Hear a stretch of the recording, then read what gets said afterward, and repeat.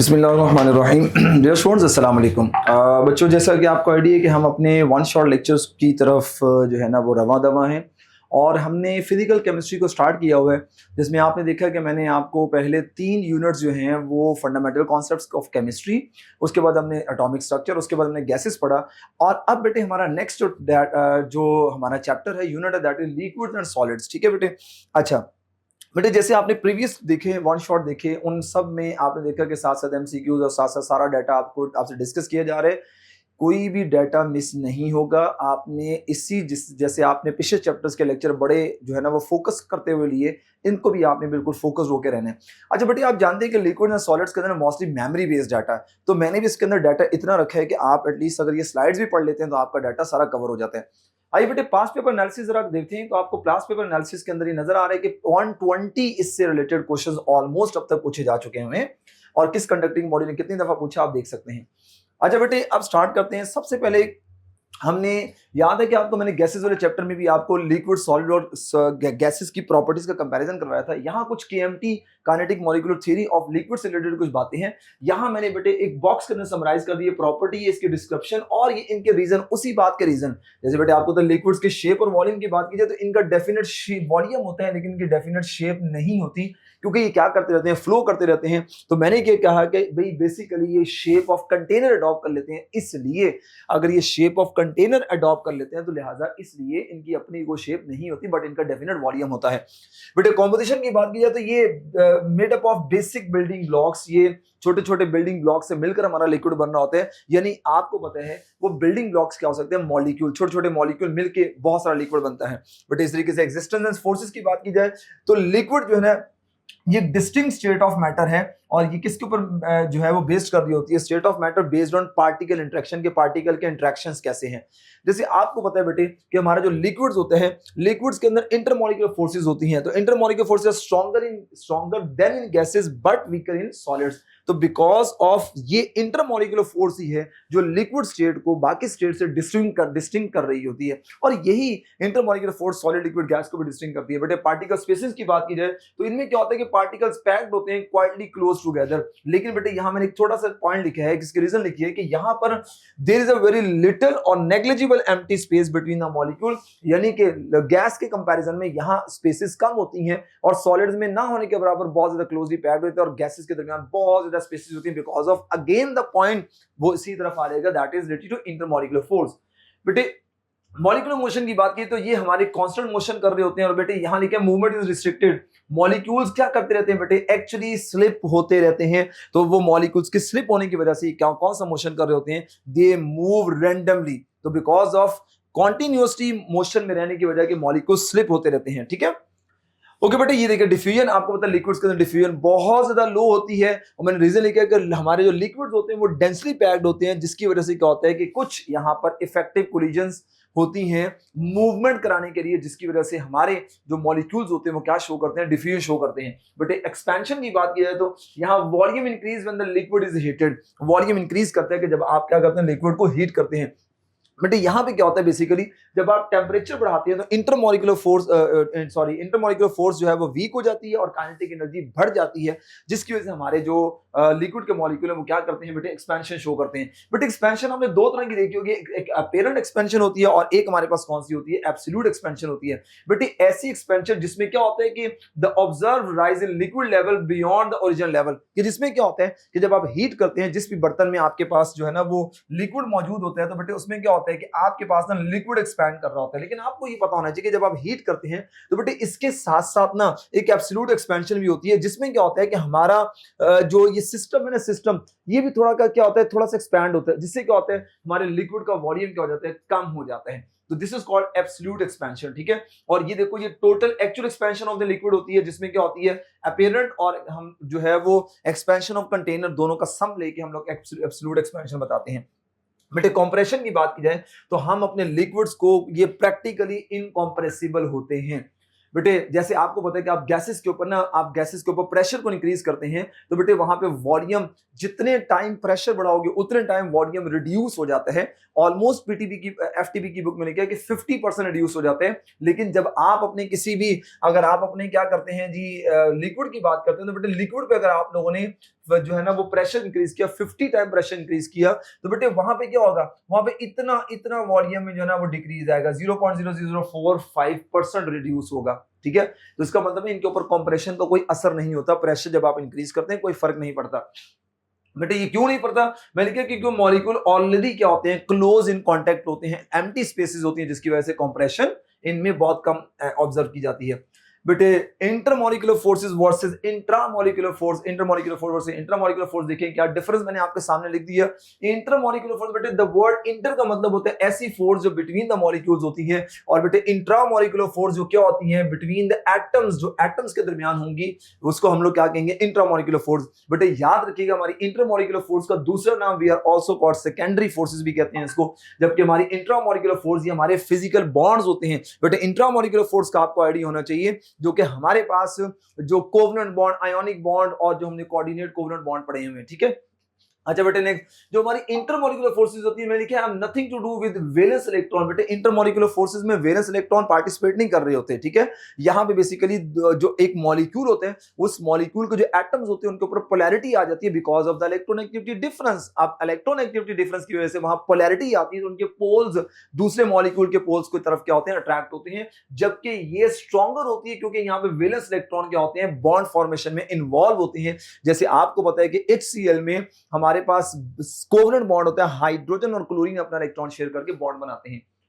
देखिए बेटे अगर ये इंटरमॉलिक्यूलर फोर्सेस वीकर है ना, तो वीकर की वजह आप देख रहे हैं, यहां देखिए कि आपके वो लिक्विड से गैस में गया और बेटे वेपराइजेशन कितनी है, यानी 40.7 किलो जॉल पर मोल की एनर्जी एब्जॉर्ब करके हमारा लिक्विड वाटर गैस के अंदर चला गया।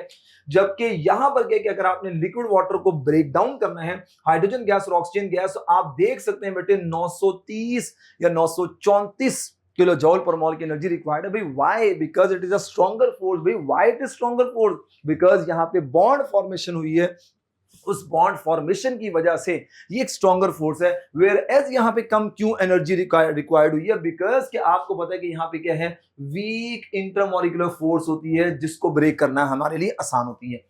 अच्छा बेटे आप ये जानते हैं कि हमारी इंटरमॉलिक्यूलर फोर्सेस होती हैं, they determine the physical properties of the system. बेटे फिजिकल प्रॉपर्टीज, बॉइलिंग पॉइंट, ये देखो लिखा हुआ है, boiling point, vapour pressure, surface tension, viscosity, heat of vaporisation, heat of fusion, heat of sublimation, these all are the properties that are called as the physical properties, and in case of physical properties बेटे only the intermolecular forces is going to be break, whereas in the case of intramolecular force बेटे intramolecular force stronger force होती है, क्या करेंगी, ये shapes of molecule बताती हैं and bond energies depend on intramolecular force। इसका मतलब है कि जो हमारी इंट्रामोलिकुलर फोर्स है ये डिटरमिन करती है किसी मॉलिक्यूल की शेप, उसको मेंटेन करने में ये हमारा जो है ना इंट्रामोलिकुलर फोर्स का रोल होता है। और बेटे जितनी बॉन्ड एनर्जीज होती हैं वो इंट्रामोलिकुलर फोर्स की बेस पे डिटरमिन की जाती हैं। बेटे ये याद रखिएगा हमारे पे इंटरमोलिकुलर फोर्सेस कौन कौन सी, डायपोल डायपोल फोर्स हो गया, हाइड्रोजन बॉन्डिंग होगी, एंड लंडन डिस्पर्शन फोर्सेस, ये हमारे पास क्या कहलाती हैं, इंटरमोलिकुलर फोर्स। और बेटे यहाँ पर हमारे पास बॉन्ड्स होते हैं, कोवेलेंट बॉन्ड, कोऑर्डिनेट, और ये सारे के सारे बॉन्ड्स आ गए।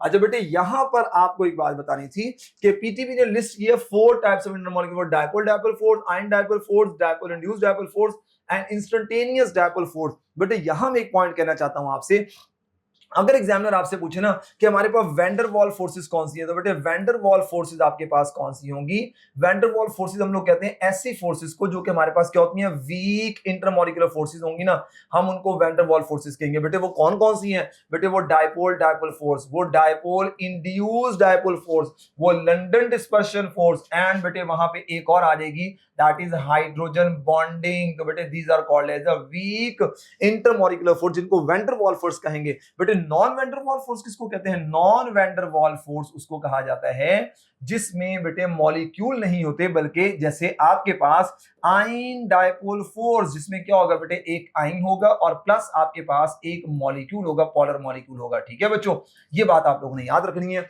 और बेटे साथ साथ ये भी याद रखना है कि हम स्ट्रेंथ ऑफ इंटरमॉलिक्यूलर फोर्सेस को कैसे मेजर करते हैं। तो बेटे याद रखिएगा स्ट्रेंथ ऑफ इंटरमॉलिक्यूलर फोर्स हम कैसे बताते हैं, तो स्ट्रेंथ ऑफ इंटरमॉलिक्यूलर फोर्स बताई जाती है directly proportional to boiling point. किसी भी चीज का बॉइलिंग पॉइंट देख लो, अगर उसका बॉइलिंग पॉइंट ज्यादा है इसका मतलब वहां पे स्ट्रेंथ ऑफ इंटरमॉलिक्यूलर फोर्स बहुत ज्यादा थी, अगर बॉइलिंग पॉइंट कम है तो इसका मतलब वहां पे इंटरमॉलिक्यूलर फोर्स वीक थी। और बेटे याद रखिएगा जो हमारी इंटरमॉलिक्यूलर फोर्स होती है ना, इंटरमॉलिक्यूलर फोर्स, इनके कुछ रिलेशन है, it is directly proportional to the, ये किसके डायरेक्टली प्रोपोर्शनल है बेटे, ये बॉइलिंग पॉइंट के, ये मेल्टिंग पॉइंट के डायरेक्टली प्रोपोर्शनल होती है। It is directly proportional heat of sublimation, it is directly proportional heat of vaporisation, it is directly proportional to the heat of fusion, it is directly proportional to the viscosity. बेटे पूरे liquids की summary लिख रहा हूं। It is directly proportional surface tension ST, ठीक है, surface tension. It is directly proportional to the it is inversely proportional to the vapour pressure, it is inversely proportional to the volatility. बेटे ये देखिए कितनी सारी बातें आपके पास आ गई। It is inversely proportional to the temperature, ये भी बात याद रखनी है। And it is also inversely proportional to the intermolecular distance, IMD लिख रहा हूं। And this is the complete summary of बेटे लिक्विड्स की कंप्लीट समरी की मैंने बात कर दी आपके सामने, ठीक है। आई होप सो कि बात याद रहेगी। बेटे यहां पर मैंने आपके सामने कुछ टाइप्स ऑफ बॉन्ड और इनकी स्ट्रेंथ लिख दी। आपको यहां से अंदाजा हो जाना चाहिए कि कौन सा बॉन्ड स्ट्रॉन्गर और कौन से वीकर है, आप उनको देख सकते हैं। ओके बेटे, ये पॉइंट आप लोगों को क्लियर हो गया और इसका भी आपको आइडिया होगा। अब बेटे चलते हैं, हमने डिस्कस करनी इंटरमॉलिक्यूलर फोर्सेस। बेटे देखिए मैंने आपके सामने इंटरमॉलिक्यूलर फोर्सेस ना तीनों की तीनों जो हमारे सिलेबस में है, चार है, हमने चारों डिस्कस करनी है। Dipole dipole, dipole induce, ion dipole और लंडन डिस्पर्शन फोर्स। बेटे सबसे पहले डायपोल डायपोल फोर्स होती है, ये बेटे किसके नतीजे में बनती है? It is because of the attraction. बेटे अट्रैक्शन की वजह से हमारी जो फोर्स बनती है that is dipole dipole force. बेटे डायपोल डायपोल फोर्सेस को हम लोग कीसम फोर्सेस भी कहते हैं, कीसम फोर्सेस भी कहा जाता है इसको, ठीक है। ये बेसिकली क्या होती है कि हमारे पास ये परमानेंट एक इलेक्ट्रोस्टैटिक अट्रैक्शन होती है between positive and negative ends of the molecule. बेटे ये डिस्क्रिप्शन है। और ये किन मॉलिक्यूल्स के अंदर प्रेजेंट होगी? बेटे पोलर मॉलिक्यूल, ऐसा मॉलिक्यूल जिसके पोल्स होते हैं, ठीक है जी। अच्छा बेटे इलेक्ट्रॉन, अच्छा ये किस पे डिपेंड कर रही थी? इलेक्ट्रोनेगेटिविटी का डिफरेंस एंड डिस्टेंस। इसका मतलब ये है कि dipole dipole force is directly proportional electronegativity difference and dipole dipole force is inversely proportional to the distance. ये डिस्टेंस से इनवर्सली प्रोपोर्शनल है। बट अगर आपसे पूछा जाए कि हमारे पास HCl गैस है और हमारे पास HCl लिक्विड है, बताओ किसमें डायपोल डायपोल फोर्स स्ट्रांग होगी? योर आंसर इज सर कि गैस के अंदर मॉलिक्यूल्स के दरमियान डिस्टेंस बहुत ज्यादा होता है, ज्यादा वहां पे इंटरमॉलिक्यूलर फोर्स वीक होगी और ये लिक्विड के अंदर इंटरमॉलिक्यूलर फोर्सेस ज्यादा होंगी। और बेटे ये मैंने एग्जांपल आपके सामने पोलर मॉलिक्यूल की एग्जांपल ले ली, CH-Cl3 और HBr आपके सामने लिखा होगा। ये दोनों क्लोरोफॉर्म और दोनों पोलर मॉलिक्यूल्स हैं, ठीक है बेटे। ये बात आप लोगों ने याद रखनी है। इसी तरीके से अगर डिस्टेंस के डिफरेंस के लिहाज से पूछूं, मैं आपसे पूछूं कि कहां पर डायपोल डायपोल फोर्सेस ज्यादा स्ट्रांग होंगी, जैसे बेटे मैं आपसे कहता हूं H2O और HF किसमें डायपोल डायपोल फोर्स स्ट्रांग होगी? Your answer is sir HF में। पूछूं क्यों? आप कहेंगे सर यहां पे इलेक्ट्रोनेगेटिविटी का डिफरेंस क्या है? बहुत ज्यादा है। उसके बाद बेटे डायपोल इंड्यूस्ड डायपोल फोर्सेस ये कौन सी होती हैं? बेटे ये बेसिकली किस वजह से बनती है? It is because of the induction. ये इंडक्शन की वजह से हम कहते हैं कि इंडक्शन की वजह से क्रिएट होती हैं। यानी इनमें क्या होते हैं कि एक परमानेंट डायपोल क्या करता है? Create a temporary dipole in a non polar molecule. कि भाई आपके पास एक ये आपके पास एक ये पोलर मॉलिक्यूल है और यहां मेरे पास एक ना नॉन पोलर मॉलिक्यूल है। बेटे नॉन पोलर मॉलिक्यूल की पहचान ये होती है कि वो ऐसे सिमेट्रिक होता है, ऐसे सिमेट्रिक होता है। अब बेटे इसका न्यूक्लियस इसके इलेक्ट्रॉन को अपनी तरफ क्या करेगा? अट्रैक्ट करेगा। तो एक परमानेंट डायपोल ने एक नॉन पोलर के अंदर क्या कर दी? पोलैरिटी क्रिएट कर दी। This kind of force is called as a dipole induced dipole force, जिनका दूसरा नाम we are also called Debye force भी कहते हैं इनको हम लोग, ठीक है। डेबाय इसको कहा जाता है। और बेटे ये कहां पे होती है? Polar plus non polar. इसका मतलब है मिक्सचर के अंदर ये फोर्स प्रेजेंट है। और ये जो फोर्स है ये प्रॉपर कंपाउंड्स, ये कंपाउंड्स के अंदर प्रेजेंट है, जबकि this is the force that is present in the mixture, ठीक है। मिक्सचर के अंदर होगा और मिक्सचर किसी का पोलर और नॉन पोलर मॉलिक्यूल का मिक्सचर होगा।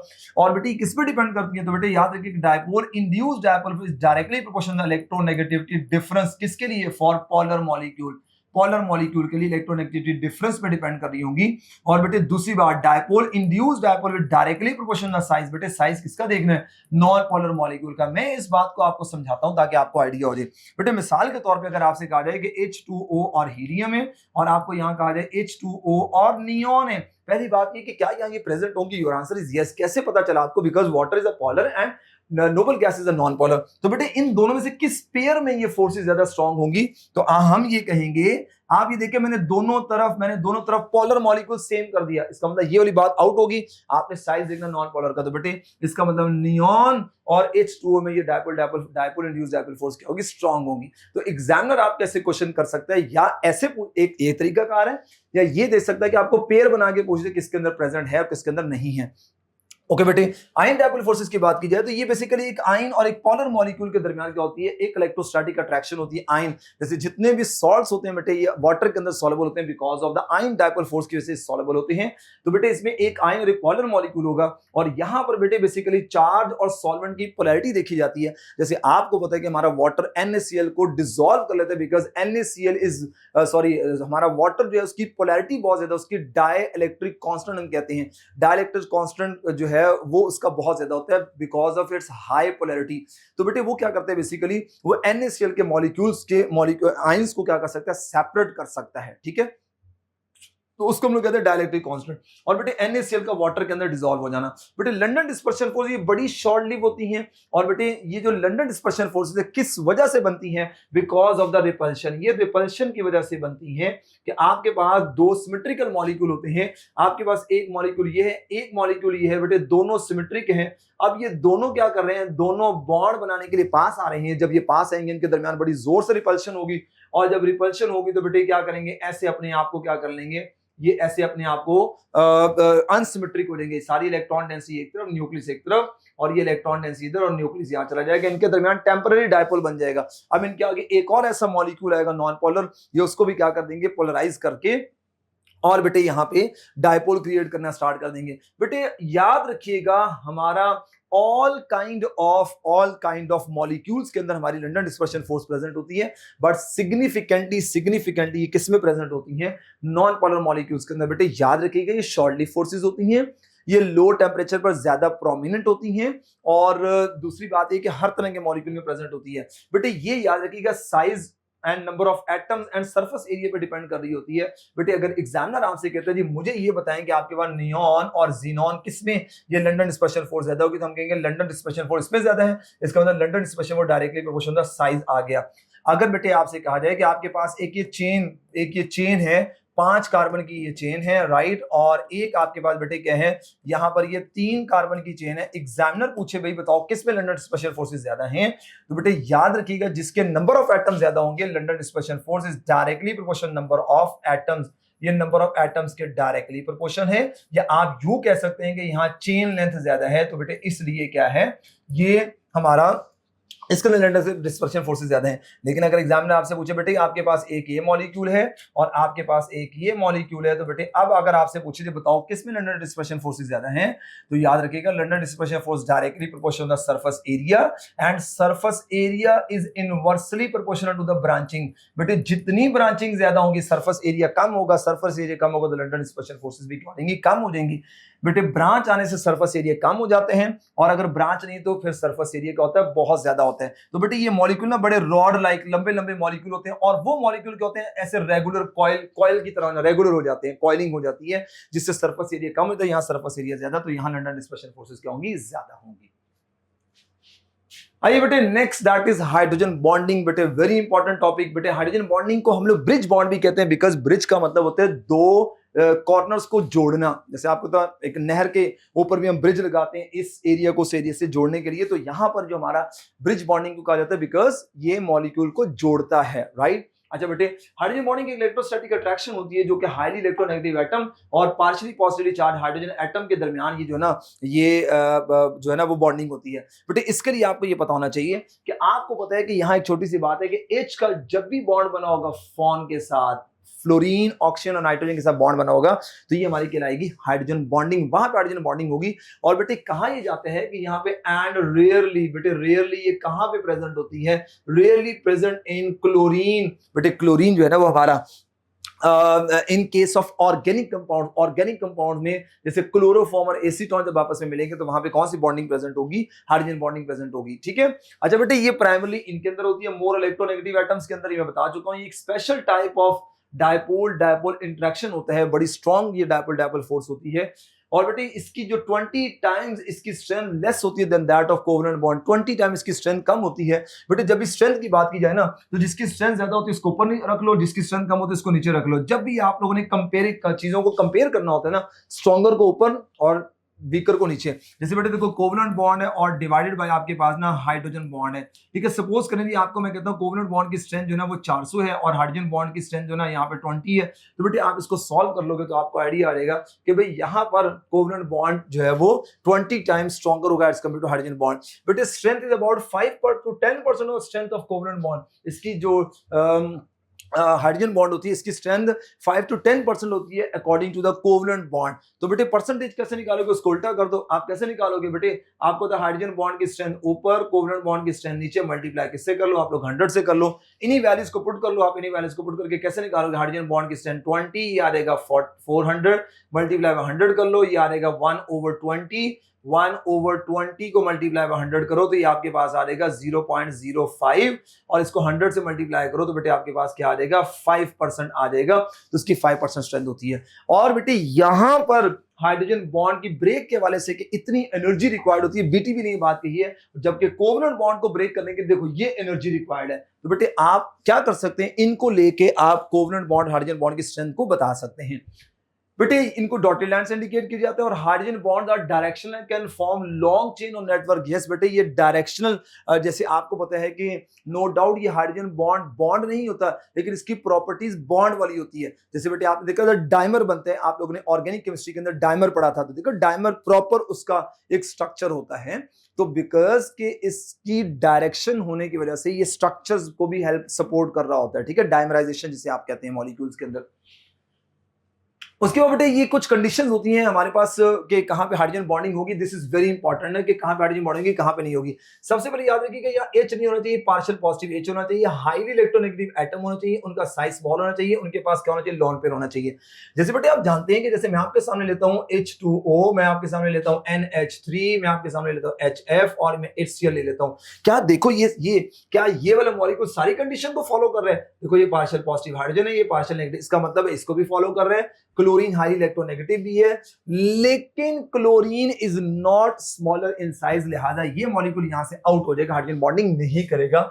And these are the 3 molecule that satisfied this condition. Okay बेटे नेक्स्ट पॉइंट क्या है, अगर एग्जामिनर आपसे पूछे कि पर मॉलिक्यूल कितने हाइड्रोजन बॉन्ड बनेंगे, तो बेटे पर मॉलिक्यूल अगर आप लोगों ने हाइड्रोजन बॉन्ड बताने हो तो पर मॉलिक्यूल हाइड्रोजन बॉन्ड बताने के लिए क्या तरीकाकार होगा, आप लोगों ने 2 चीजें देखनी है बेटे। कैलकुलेट क्या करना है, आप लोगों ने hydrogen to lone pair ratio देखना है। बेटे जो चीज रेशियो में कम होगी ना उतने हाइड्रोजन बॉन्ड बनेंगे। देखो वाटर की बात करें तो 2 हाइड्रोजन और 2 हाइड्रोजन और एक क्या नाम है इसके पास है एक लॉन पेयर नहीं आता, इसमें 2 लॉन पेयर आते हैं, 2 लॉन पेयर, क्योंकि इसके पास 2 लॉन पेयर हैं, इसके पास 1 है और इसके पास 3 लॉन पेयर है, ठीक है। तो बेटे देखो दोनों में रेशियो में 1 है, इसका मतलब इसके 2 पर मॉलिक्यूल। बेटे इसकी अगर बात की जाए तो आप क्या करोगे, 3 हाइड्रोजन 1 लॉन पेयर, तो रेशियो में 1 कम है तो ये 1 और ये भी आ जाएगा, आपके पास 1 आ जाएगा, ठीक है।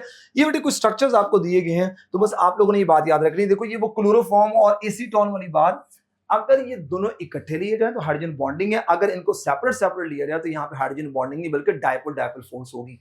ये मॉलिक्यूल्स मैंने आपके सामने लिया बेटे, यहाँ एंगल भी याद रखना है 116 फ्लोरीन HF के मॉलिक्यूल के दरमियान, ये बॉन्ड लेंथ याद रखनी है आप लोगों ने, दिस इज वेरी इंपॉर्टेंट। तो आप ये देखिए डायरेक्शन है ना, this is a zigzag pattern, right. और यहां पे आप देखो कि एक वाटर का मॉलिक्यूल जो है वो 4 वाटर मॉलिक्यूल के साथ अटैच हुआ है, किसके थ्रू हुआ है, हाइड्रोजन बॉन्ड के थ्रू ये 4 मॉलिक्यूल से अटैच होता है। अगर ये आइस है तो बेटे आइस की फॉर्म के अंदर अगर एक मॉलिक्यूल 4 मॉलिक्यूल से अटैच हो तो हम उसको कहते हैं टेट्राहेड्रल, राइट।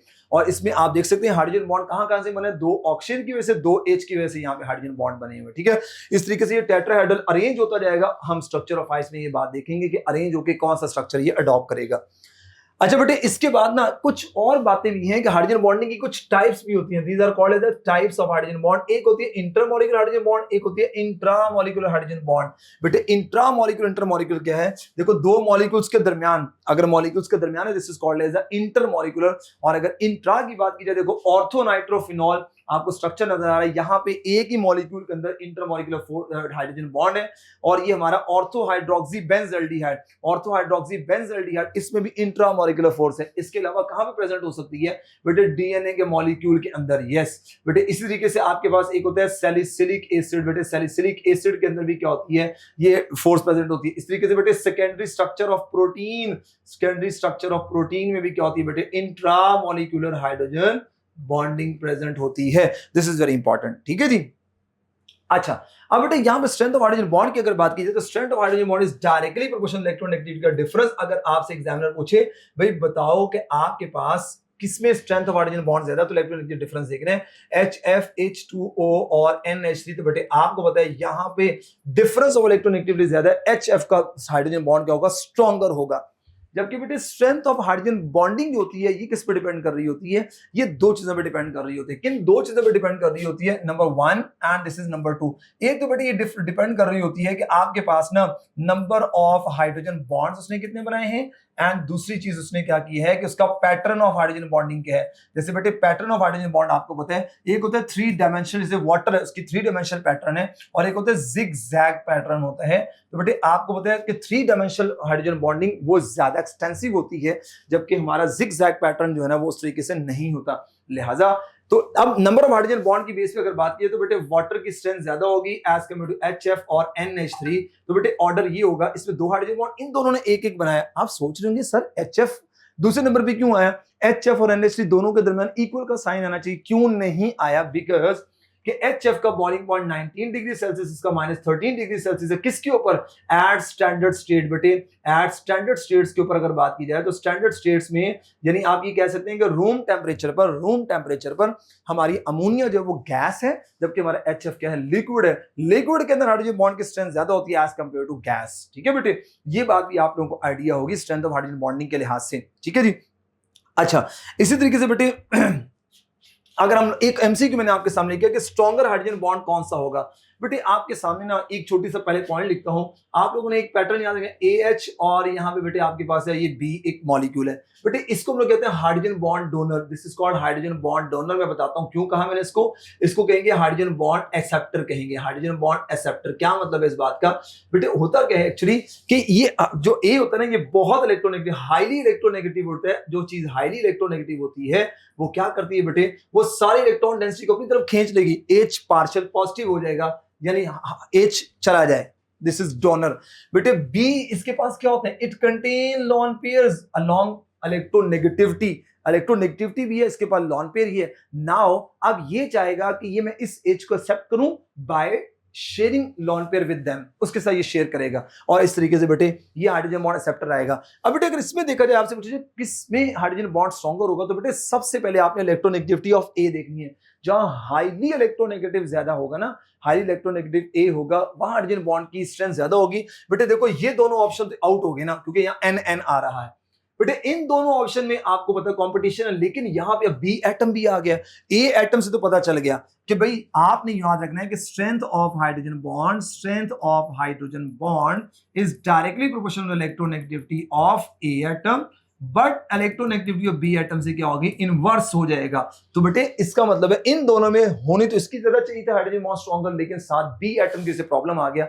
अब जिस बी एटम की इलेक्ट्रोनेगेटिविटी कम होगी वहां पे हाइड्रोजन बॉन्ड स्ट्रॉन्गर होगा। So right answer would be this. ऐसा क्यों, उसकी वजह यह है कि बेटे आप जानते हैं कि अगर इसकी इलेक्ट्रोनेगेटिविटी कम है तो ये आसानी से अपना लोन पेयर H के साथ शेयर कर देगा, जबकि ऑक्सीजन आसानी से शेयर नहीं कर सकता। ठीक है, तो जब भी आपको एग्जामिनर ऑप्शन दिए तो सबसे पहले फौरन से पहले आपने इलेक्ट्रोनेगेटिविटी ऑफ A देख लेनी है। ठीक है, अगर इलेक्ट्रोनेगेटिविटी ऑफ A वाले सेम एटम है तो B को देख के बता दो आप लोग।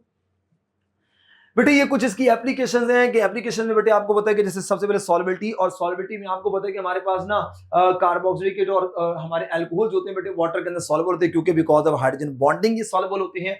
और इनमें नॉन पोलर हाइड्रोकार्बन्स जो होते हैं वो क्या होते हैं, इनसॉल्युबल होते हैं। ठीक है, ये बड़ी इंपॉर्टेंट सी बात है। विस्कोसिटी की बात की जाए तो मैंने लिखा था thickness of alcohol increases with the number of hydrogen bonds पर मॉलिक्यूल। जैसे जैसे नंबर ऑफ हाइड्रोजन बॉन्ड बढ़ते रहते हैं तो हमारी क्या होती है, विस्कोसिटी क्या होती रहती है, ज्यादा बढ़ती रहती है। बेटे क्लींजिंग एक्शन की बात की, सोप और डिटर्जेंट ये पोलर हेड्स होते हैं जो कि हाइड्रोजन बॉन्ड बनाते हैं वाटर के साथ, जबकि नॉन पोलर जो टेल होती है वो डिसॉल्व हो जाती है, ग्रीस के अंदर डिसॉल्व हो जाती है। तो लिहाजा ये हाइड्रोजन बॉन्डिंग यहां भी सपोर्ट कर रही है। बेटे जितने पेंट्स, ग्लूज और हनी है ये सारे के सारे स्टिकी होते हैं because of hydrogen bonding. Paint जो है वॉल के साथ स्टिक हुआ बिकॉज ऑफ हाइड्रोजन बॉन्डिंग।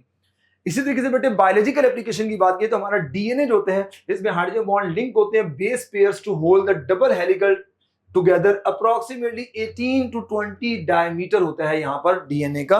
तो बेटे यहाँ पर आपको पता है कि हमारे NH और जो हमारा CO है ना इसके दरमियान क्या होती है बेटे, हाइड्रोजन बॉन्डिंग होती है। सॉरी उल्टा करके ड्रॉ करना था। तो यहाँ पर बेटे हमारे पास क्या होती है कि हाइड्रोजन बॉन्डिंग होती है, ठीक है। तो यहाँ पे, और आपको पता है कि यहाँ पे आपको जीसी और एटी के दरमियान का होता है बेटे, यहाँ पे हाइड्रोजन बॉन्ड बने होते हैं, ठीक है बेटे। बॉइलिंग पॉइंट की बात की जाए तो हमारे ग्रुप्स के अंदर NH3 वाटर और HF के बेटे जो ना एक एनॉमलस बिहेवियर शो करते हैं, और इनका बॉइलिंग पॉइंट क्या होता है, अपने ग्रुप मेंबर्स में ज्यादा होता है। क्यों अपने ग्रुप मेंबर्स में ज्यादा होता है? Because of strong hydrogen bonding.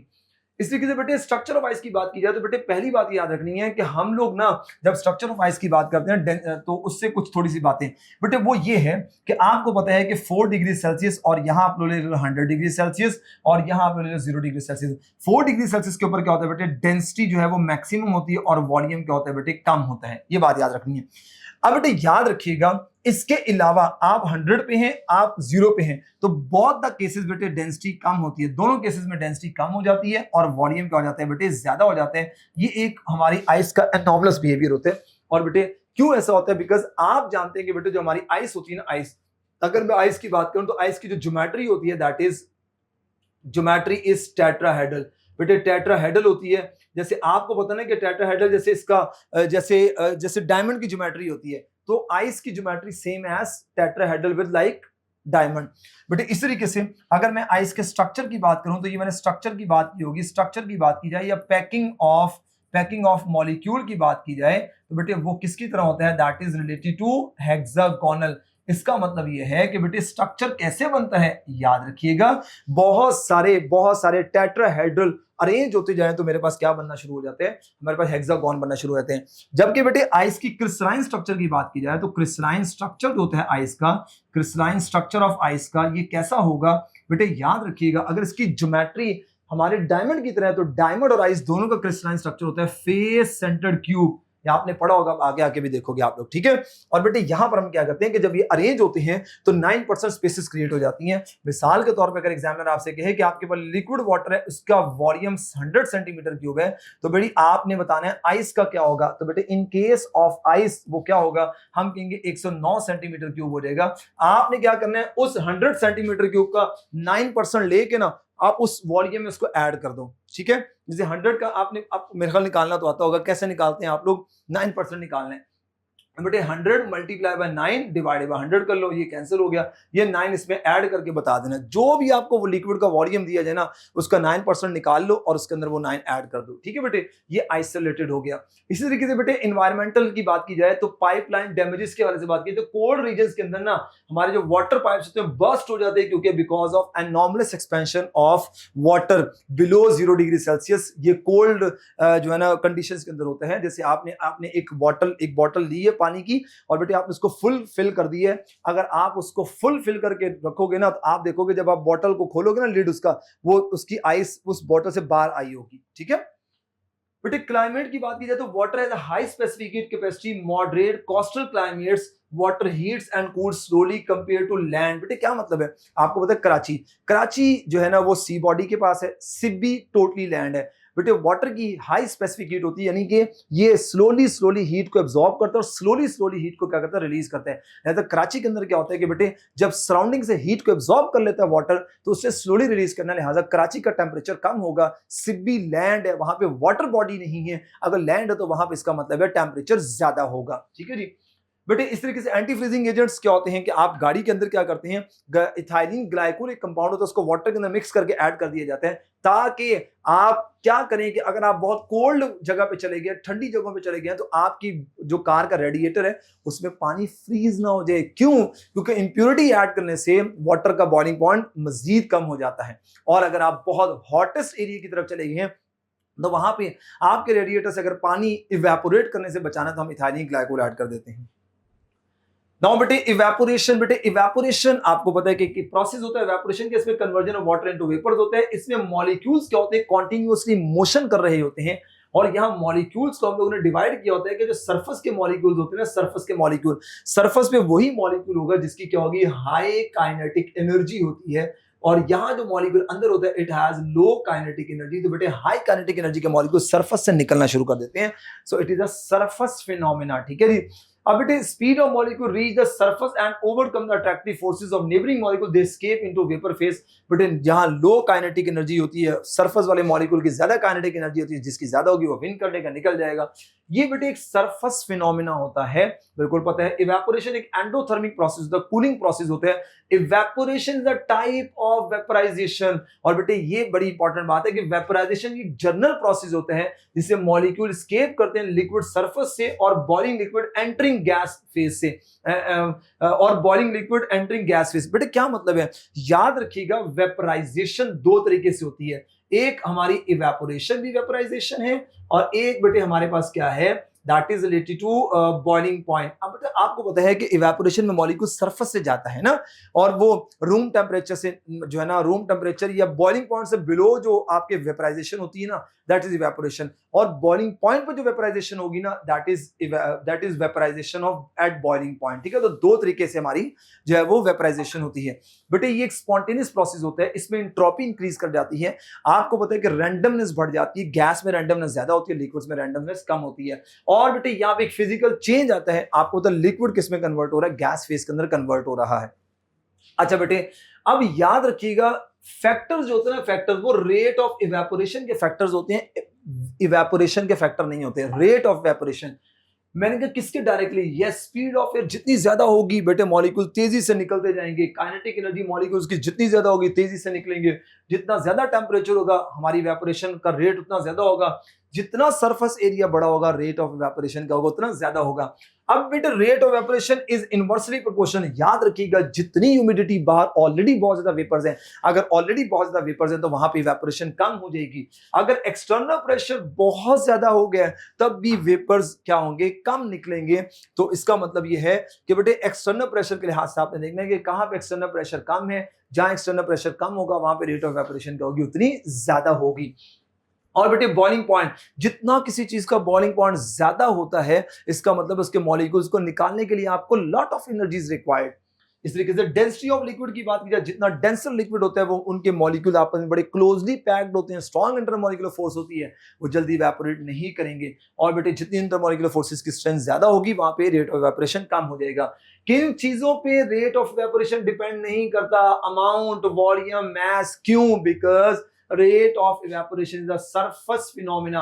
बेटे ये सरफेस फिनोमिना होता है, मतलब क्या है कि अगर आप लोगों ने एक ग्लास पानी का लिया, उसमें 100 ml वाटर है, और एक और ग्लास में आपने पानी लिया उसी शेप उसी साइज का ग्लास, उसमें 200 ml वाटर है, तो बेटे दोनों की सरफेस सेम है।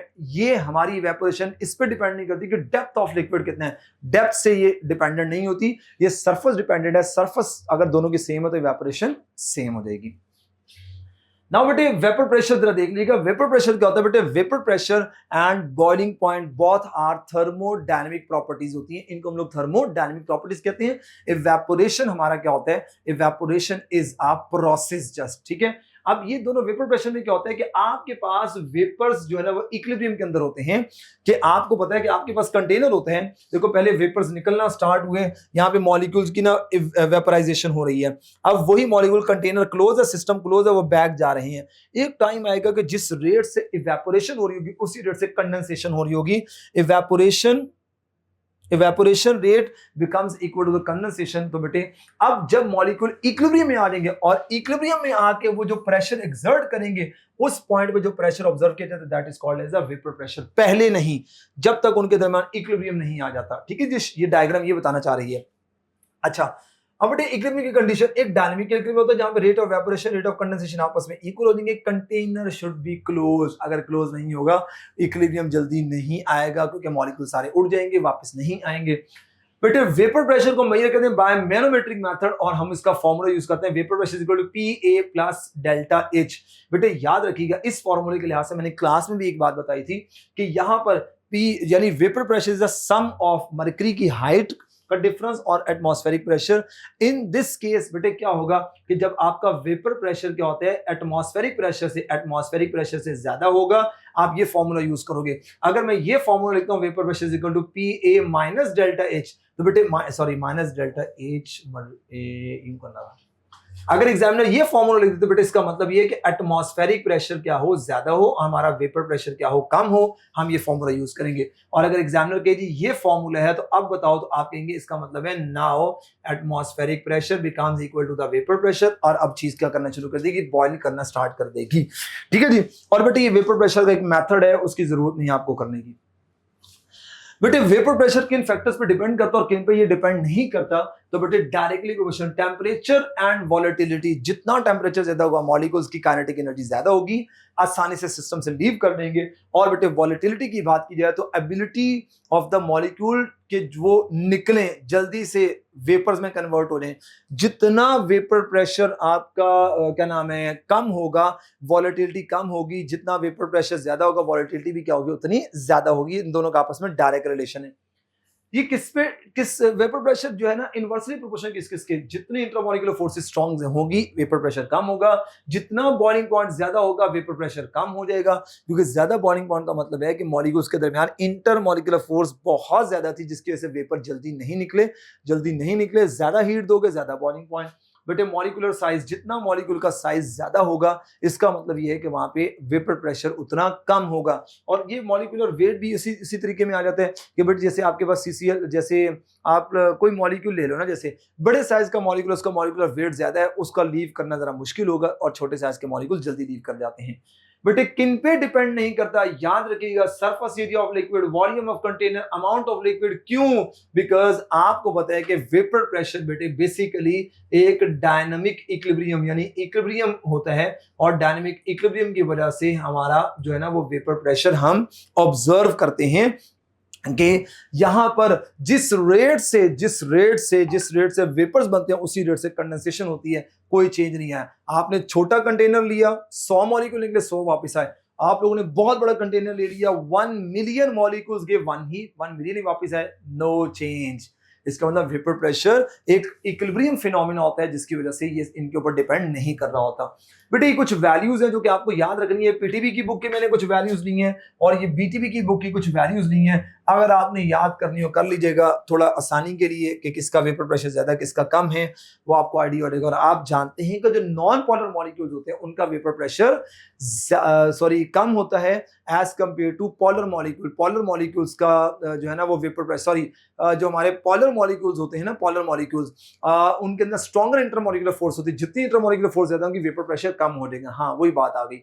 और नॉन पोलर मॉलिक्यूल के इंटरमॉलिक्यूलर फोर्स वीक होती है, वो ज्यादा प्रेशर एक्सर्ट करती हैं। ठीक है। नाउ बेटे boiling point and external pressure. बेटे बॉइलिंग पॉइंट आपको पता है क्या होता है कि ऐसा टेम्परेचर इसमें बहुत लिक्विड एंड गैसियस स्टेट क्या कर रही होती है, को एग्जिस्ट कर रही होती हैं। कि आपके पास आपने क्या किया कि आपका जो लिक्विड के मॉलिक्यूल्स निकलते हैं और बेटे लिक्विड के मॉलिक्यूल्स वो गैसियस स्टेट के अंदर कन्वर्ट होते हैं। और अगर आपका सिस्टम क्लोज है तो वही गैसियस स्टेट हमारे लिक्विड के ऊपर क्या कर रही है, प्रेशर एक्सर्ट कर रही होती है, जिससे क्या होता है कि बेटे एक इक्विलिब्रियम आ जाता है। ठीक है, दोनों स्टेट्स के दरमियान।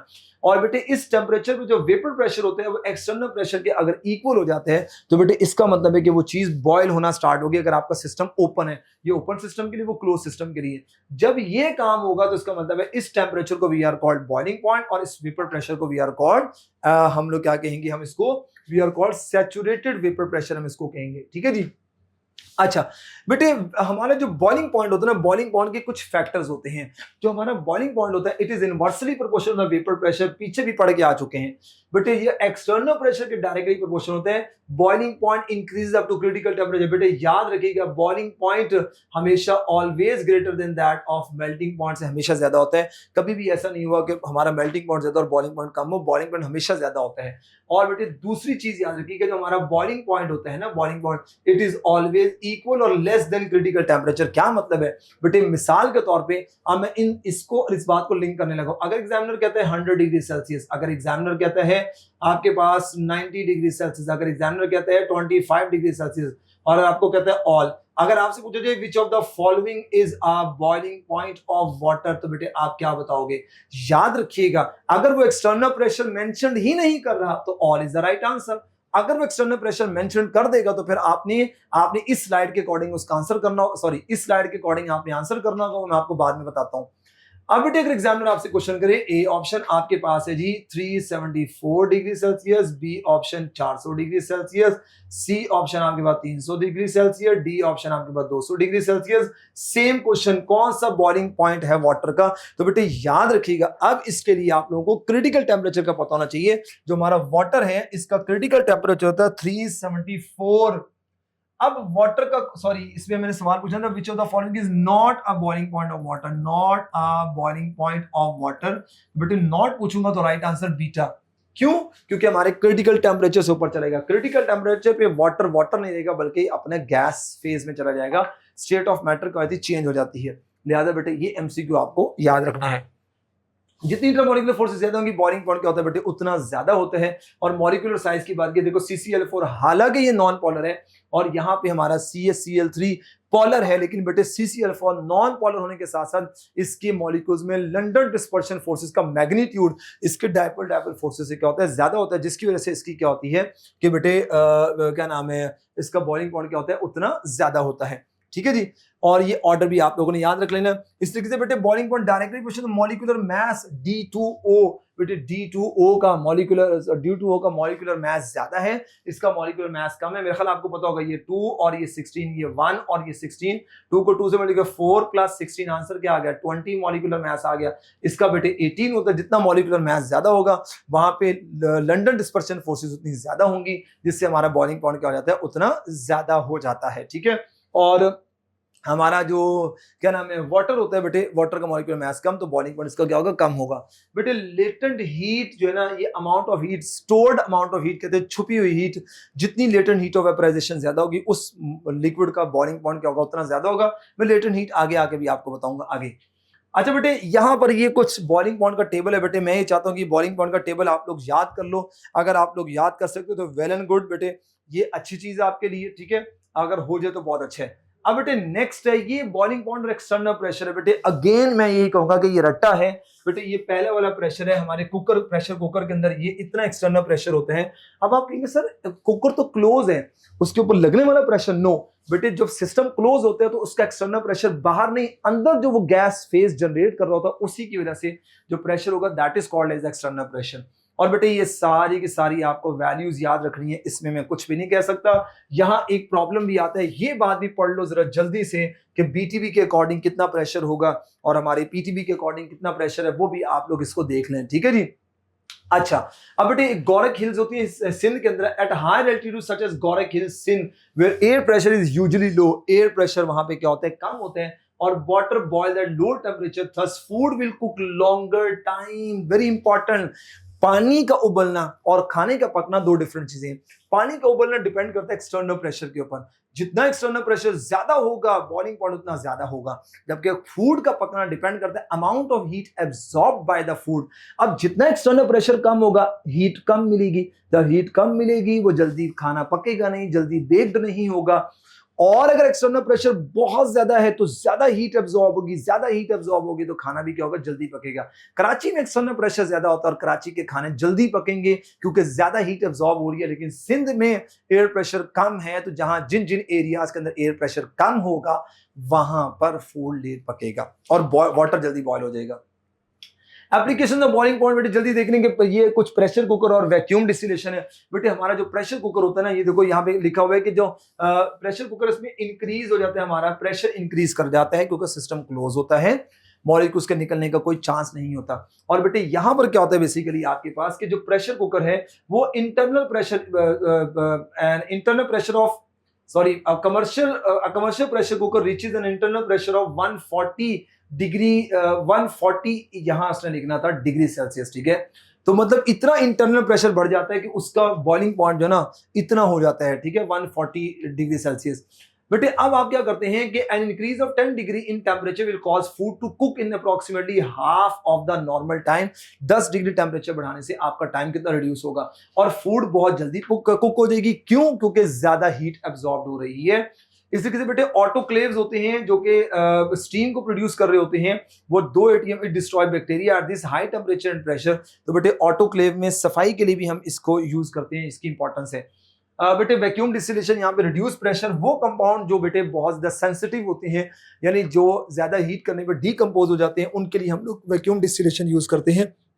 और यहाँ पे बॉइलिंग पॉइंट की बेस पे चीजों को सेपरेट किया जाता है और ये बेटे टाइम को रिड्यूस करते हैं, इकोनॉमिकल होता है और थर्मल डिकम्पोजिशन से अवॉइड करने के लिए ग्लिसरीन की एग्जांपल आपको दी होगी, यहाँ पे आप ग्लिसरीन की एग्जांपल देख सकते हैं। ठीक है, नाउ बेटे एनर्जेटिक्स ऑफ फेज चेंज। बेटे एनर्जेटिक ऑफ फेज चेंज आप देख सकते हैं कि हमने क्या करना है कि हमारा हीट को एब्जॉर्ब करके एक स्टेट ऑफ मैटर दूसरी स्टेट ऑफ मैटर में कैसे चेंज होते हैं, बेटे this is called as the energetics of phase change. बेटे एनर्जेटिक ऑफ फेज चेंज के अंदर आप देख सकते हैं सॉलिड का लिक्विड में जाना मेल्टिंग, और आपको पता है बेटे melting is an endothermic process, solidification हमारे लिक्विड का सॉलिड के अंदर आना, this is an exothermic process, vaporisation liquid का गैस के अंदर कन्वर्ट होना एंडोथर्मिक प्रोसेस, गैस का लिक्विड में कन्वर्ट होना एक्सोथर्मिक प्रोसेस।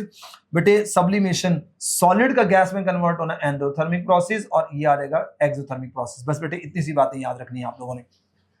अच्छा बेटे यहाँ भी कुछ हमारे पास डेल्टा हम लोगों ने इंथैल्पीज देखनी है, कौन कौन सी हमारे फिजिकल प्रॉपर्टीज है। सबसे पहले मोलर हीट ऑफ फ्यूजन। बेटे इसमें क्या होता है कि 1 मोल ऑफ सॉलिड मेल्ट होता है at its melting point. Melting point पे जो वो हीट एब्जॉर्ब करके मेल्ट होता है, that is called as a molar heat of fusion. जैसे बेटे वाटर की हीट ऑफ फ्यूजन होती है 6 किलो जूल पर मोल होती है। ठीक है, इतनी हीट एब्जॉर्ब करते हैं जब वो अपने मेल्टिंग पॉइंट के ऊपर आ जाते हैं। ठीक है, हीट ऑफ वेपराइजेशन क्या होती है कि बेटे ये बेसिकली आपके पास 1 मोल ऑफ लिक्विड है, वो चेंज होता है into vapours at its boiling point. Boiling point के ऊपर आके जो हमारे लिक्विड के मॉलिक्यूल वेपर्स में जा रहे होते हैं, उसमें आकर वो जो हीट एब्जॉर्ब करते हैं, that heat is called as the molar heat of vaporisation. और बेटे हमें 40.7 किलो जूल पर मोल होती है। मैंने शायद आपको पीछे बताया होगा कि नहीं बताया, हीट ऑफ वेपराइजेशन अगर 46 लिख दी जाए, एग्जामिनर पूछे ये वाली और ये वाली दोनों में से कौन सी वाटर की हीट ऑफ वेपराइजेशन है, तो याद रखिएगा 2 डिफरेंट कॉन्सेप्ट हैं। ये heat of vaporisation at boiling point, ये हीट ऑफ वेपराइजेशन है एट रूम टेम्परेचर। बेटे रूम टेम्परेचर पे जो हीट ऑफ वेपराइजेशन होती है 46 होती है। इस तरीके से बेटे हीट ऑफ ये फिर ये वेपराइजेशन बेटे मैंने आपको बताना था, ये बेटे आपको याद रखना जरूरी है। कहां पे हीट ऑफ वेपराइजेशन ज्यादा होगी, याद रखिएगा हीट ऑफ वेपराइजेशन वहां ज्यादा होती है जहां पे इंटरमॉलिक्यूलर फोर्स ज्यादा होती है। मैं पहले ये बात बता चुका हूं। बेटे ये वैल्यू सिर्फ देख लीजिएगा, यहां कहीं कहीं प्रॉब्लम होगा बेटे, वो आपने खुद करना है। जैसे देखो NH3 और SO2, हालांकि NH3 के अंदर हाइड्रोजन बॉन्ड है, SO2 में सिर्फ डायपोल डायपोल फोर्स है, लिहाजा फिर भी SO2 में क्या है, ज्यादा इसकी हीट ऑफ वेपराइजेशन है। क्यों? क्योंकि NH3 का गैस फेज में हाइड्रोजन बॉन्ड वीक होते हैं और हमारे SO2 की डायपोल डायपोल फोर्सेस स्ट्रॉन्गर होती हैं। ठीक है बच्चों, अब बेटे यहां पे हीट ऑफ सब्लिमेशन के आपने अपने सॉलिड को सबलाइम करने हैं 1 मोल वेपर्स के अंदर at particular temperature and 1 atmospheric pressure, this is called as the heat of sublimation. और हीट ऑफ सब्लिमेशन देखो बेटे केपीके ने और बीटीबी ने कितनी वैल्यू लिखी है, आपको ये वैल्यू याद रखनी है। और बेटे ये एक फॉर्मूला है कि हमारा हीट ऑफ सब्लिमेशन सॉलिड होता है, सॉलिड में इंटरमॉलिक्यूलर फोर्सेस बहुत ज्यादा होती हैं, पैकिंग भी वहां पे टाइट होती है, तो ये it is a sum of heat of fusion plus vaporisation, इन दोनों को मिलाओ तो सब्लिमेशन बनती है। क्या मैं इसको देख के कह सकता हूं कि हीट ऑफ सब्लिमेशन सबसे ज्यादा होगी, इसके बाद हीट ऑफ वेपराइजेशन और इसके बाद हीट ऑफ फ्यूजन। ठीक है, अब इसमें क्या होता है कि बेटे पैकिंग भी है और स्ट्रेंथ ऑफ इंटरमॉलिक्यूलर फोर्सेस भी है। वेपराइजेशन में सिर्फ स्ट्रेंथ ऑफ इंटरमॉलिक्यूलर फोर्स है, और बेटे फ्यूजन के अंदर जस्ट आपने उन इंटरमॉलिक्यूलर फोर्स को ब्रेक करना है, यहां पे ब्रेक करके आपने वेपर्स में भेजना है, यहां सिर्फ ब्रेक करना है। ठीक हो गया, तो हमारे इसको देखते हुए एग्जामिनर आपसे एमसीक्यू पूछ सकते हैं, कोई एक वैल्यू देके आपको सब्लिमेशन देके वेपराइजेशन फ्यूजन, माने आपसे इस फार्मूला से रिलेटेड आपसे कोई सवाल पूछ सकता है, कोई वैल्यू देके पूछ सकता है। ठीक है बच्चों, सो बच्चों ये आपके पास all are related to liquid. हाँ यहाँ पे बेटे मैंने आपको एक बात कहनी थी, ये अच्छा बेटे कुछ स्टेट्स चेंजेस हैं, जैसे सॉलिड का लिक्विड में जाना बेटे फ्यूजन होना, ये हमारा एंडोथर्मिक प्रोसेस होता है, सब्लिमेशन हमारा एंडोथर्मिक प्रोसेस होता है, फ्रीजिंग हमारा एक्सोथर्मिक होता है, और लिक्विड का गैस में कन्वर्ट होना एंडोथर्मिक होता है, कंडेंसेशन हमारा एक्सोथर्मिक होता है, और गैस का सॉलिड में कन्वर्ट होना this is also exothermic process. अब बेटे ये आपके पास सारे के सारा वो था कि जो आपको आइडिया हो गया। अच्छा बेटे आप लोगों को मैं बताता कि heat latent heat of vaporisation क्या होती है, कि जब आपका सिस्टम क्या करता है, मैक्सिमम काइनेटिक एनर्जी अचीव कर लेता है, तो बॉइलिंग पॉइंट पे काइनेटिक एनर्जी मैक्सिमम होती है। ठीक हो गया, वहां पे एवरेज काइनेटिक एनर्जी मैक्सिमम है। अब लेटेंट हीट ऑफ वेपराइजेशन क्या होती है कि उस बॉइलिंग पॉइंट पे जो वेपर्स बनते हैं ना, जहां पे काइनेटिक एनर्जी मैक्सिमम है, अब कोई चेंज नहीं आएगा, उस फेज पे जो वेपर्स बन रहे होते हैं that is called latent heat of vaporisation.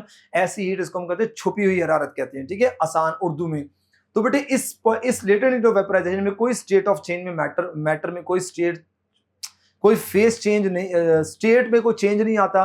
मतलब आप सिंपली ये कह रहे हो कि लिक्विड हमारा वेपर्स के अंदर जा रहा है, ठीक है। और दूसरी चीज ये है कि जो हमारी लेटेंट हीट ऑफ वेपराइजेशन होती है उसमें ज्यादा हीट होती है एज कम्पेयर टू हमारा बॉइलिंग वाटर। स्टीम ज्यादा सवेयर बर्न कॉज करती है as compare to boiling water. क्यों? क्योंकि स्टीम के पास more latent heat of vaporisation होती है, वेपर्स की बहुत ज्यादा हीट होती है। नाउ बेटे this is all about solids and अब हम लोग ने स्टार्ट करने this is all about liquids. और अब हम लोग चलेंगे next question, that is solids. So इस तरीके से बेटे हमारा जो है वो लिक्विड्स कंप्लीट हुआ। Let's start solids. अच्छा बेटे सॉलिड्स में सबसे पहले टाइप्स ऑफ सॉलिड्स की बात की जाएगी। अच्छा टाइप्स ऑफ सॉलिड्स जो ना हम इसको क्लासिफाई करेंगे दो टाइप्स की बेसिस पे। अब ये जो टाइप आप पहले देखेंगे ये arrangement of constituents, particle, atom, ion और मॉलिक्यूल। बेटे अरेंजमेंट की बेसिस के ऊपर दो तरह के सॉलिड हैं, क्रिस्टलाइन और एमॉर्फस सॉलिड्स हैं, ठीक है। ये इनके अदर नेम लिखे हुए हैं, ठीक है। अच्छा अब बेटे हमारे बॉन्डिंग के लिहाज से on the basis of bonding, ये बॉन्डिंग के लिहाज से on the basis of bonding के लिहाज से we have 4 types of solid. Covalent solids हो गए, हमारे पास मेटालिक सॉलिड्स हो गए, आयनिक सॉलिड्स हो गए और मॉलिक्यूलर सॉलिड्स हो गए। अच्छा बेटे अब आपके पास अरेंजमेंट के लिहाज से दो तरीके का जो सॉलिड है, अमॉर्फस और क्रिस्टलाइन, में डिफरेंस क्या है? बेटे अमॉर्फस सॉलिड में कोई ज्योमेट्रिकल शेप नहीं होती। बेटे ज्योमेट्रिकल शेप जैसे आप देखते हैं आपके पास क्यूब है, जो आपने क्रिस्टल सिस्टम 7 पढ़े थे ना, these are called as the geometrical shape. जबकि हमारे जो क्रिस्टलाइन सॉलिड होते हैं इनके अंदर डेफिनेट ज्योमेट्रिकल शेप होती है, इनमें कोई डेफिनेट ज्योमेट्रिकल शेप नहीं होती। इसमें पार्टिकल्स रेगुलरली अरेंज नहीं हुए होते, यानी 3 डायमेंशंस के अंदर अरेंज नहीं होते। यहाँ पे क्या होता है, रेगुलर अरेंजमेंट होती है, 3 डायमेंशनल अरेंजमेंट होती है। और इस 3 डायमेंशन अरेंजमेंट की बदौलत ही बेटे वो आपके पास क्रिस्टलाइन सॉलिड बनता है। इस तरीके से बेटे हम इनको सूडो सॉलिड्स कहते हैं, they are called as a false solids. Pseudo solids हो गया, हम इनको जो ना फॉल्स सॉलिड्स भी कहते हैं, हम इनको आप ये कह सकते हैं कि शेपलेस सॉलिड्स भी कहते हैं, ठीक है। Amorphous solid are typically made by silicates. बेटे जितने भी सिलिकेट्स होते हैं, सिलिकेट्स हमें क्या देते हैं, ये अमॉर्फस सॉलिड्स बना के देते हैं। सिलिकेट्स के ना कुछ लेयर स्ट्रक्चर्स होते हैं, जैसे SiO3 आप लोगों ने सिलिकेट पढ़ा होगा, इस तरीके से SiO4 का भी सिलिकेट होता है। तो वो सिलिकेट्स जो होते हैं they are basically amorphous solids. और हमारे जो क्रिस्टलाइन सॉलिड होते हैं इनमें रेगुलर अरेंजमेंट होती है, ट्रू सॉलिड्स होते हैं इनमें रेपिटेटिव अरेंजमेंट होती है। रेपिटेटिव अरेंजमेंट का क्या मतलब है कि आपके पास A और ये फिर आगे B, फिर A और ये फिर B, ये A और ये फिर क्या आ जाएगा, B आ जाएगा। जबकि बेटे यहाँ पर क्या आपके पास ये जो हमारा एमॉर्फस सॉलिड उसमें रेपिटेशन नहीं होती है, इसमें A के बाद B है ना, तो फिर आगे शायद आपके पास A आ जाए, फिर A आ जाए, फिर B आ जाए, ठीक है। अब बेटे जो अमॉर्फस सॉलिड्स होते हैं उनका शार्प मेल्टिंग पॉइंट नहीं होता, क्योंकि उनमें मॉलिक्यूल्स की एटम आइंस की रेगुलर अरेंजमेंट ही नहीं है। कहीं अरेंजमेंट बहुत अच्छी, कहीं अरेंजमेंट कम है। अगर अरेंजमेंट अच्छी नहीं है, डिफरेंट है, तो फोर्सेस डिफरेंट होंगी, तो मेल्टिंग पॉइंट की रेंज भी डिफरेंट होगी। लेकिन यहाँ पे मेल्टिंग पॉइंट क्या होगा, एग्जैक्ट शार्प मेल्टिंग पॉइंट होगा। और यही शार्प मेल्टिंग पॉइंट एक आइडेंटिफिकेशन टेस्ट होता है किसी भी सॉलिड का। क्यों शार्प मेल्टिंग पॉइंट होता है? क्योंकि हर तरफ अरेंजमेंट एक जैसी है, फोर्सेस की स्ट्रेंथ क्या होती है, एक जैसी होती है। बेटे इनकी शार्प हीट ऑफ फ्यूजन भी नहीं होता, क्योंकि फोर्सेस एक जैसी नहीं है, अरेंजमेंट एक जैसी नहीं है। बट इनके पास कोई वाटर क्रिस्टलाइजेशन नहीं होता, ये हमेशा आइसोट्रॉपिक होते हैं। याद रखिएगा, all the liquids and amorphous solids are isotropic in nature. Isotropic जिनकी फिजिकल प्रॉपर्टीज हर तरफ एक जैसी होती है, हम उसको कहते हैं आइसोट्रॉपिक कहते हैं।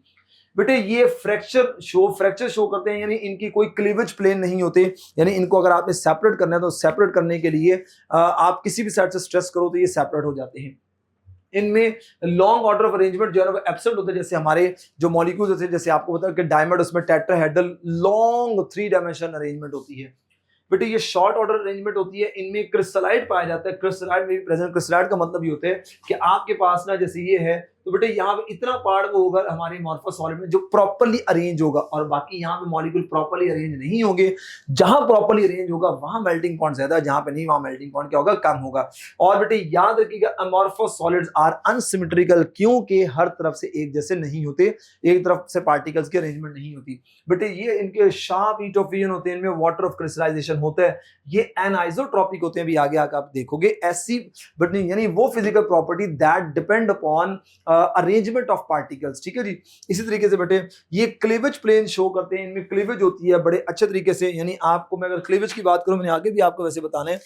जैसे बेटे मेरे पास ना ये 2 पेज हैं, ये 2 पेजेस हैं और मैंने इनको सेपरेट करना है। मैं यू स्ट्रेस अप्लाई कर रहा हूं। नाउ ये गलत डायरेक्शन है स्ट्रेस अप्लाई करने की, मेरी ये लेयर सेपरेट नहीं हो सकती। अगर मैं यहां से ये स्ट्रेस अप्लाई करूंगा तो आप देखिए ये दोनों पेजेस क्या हो गए, सेपरेट हो गए। This is called anisotropic property, ठीक है जी।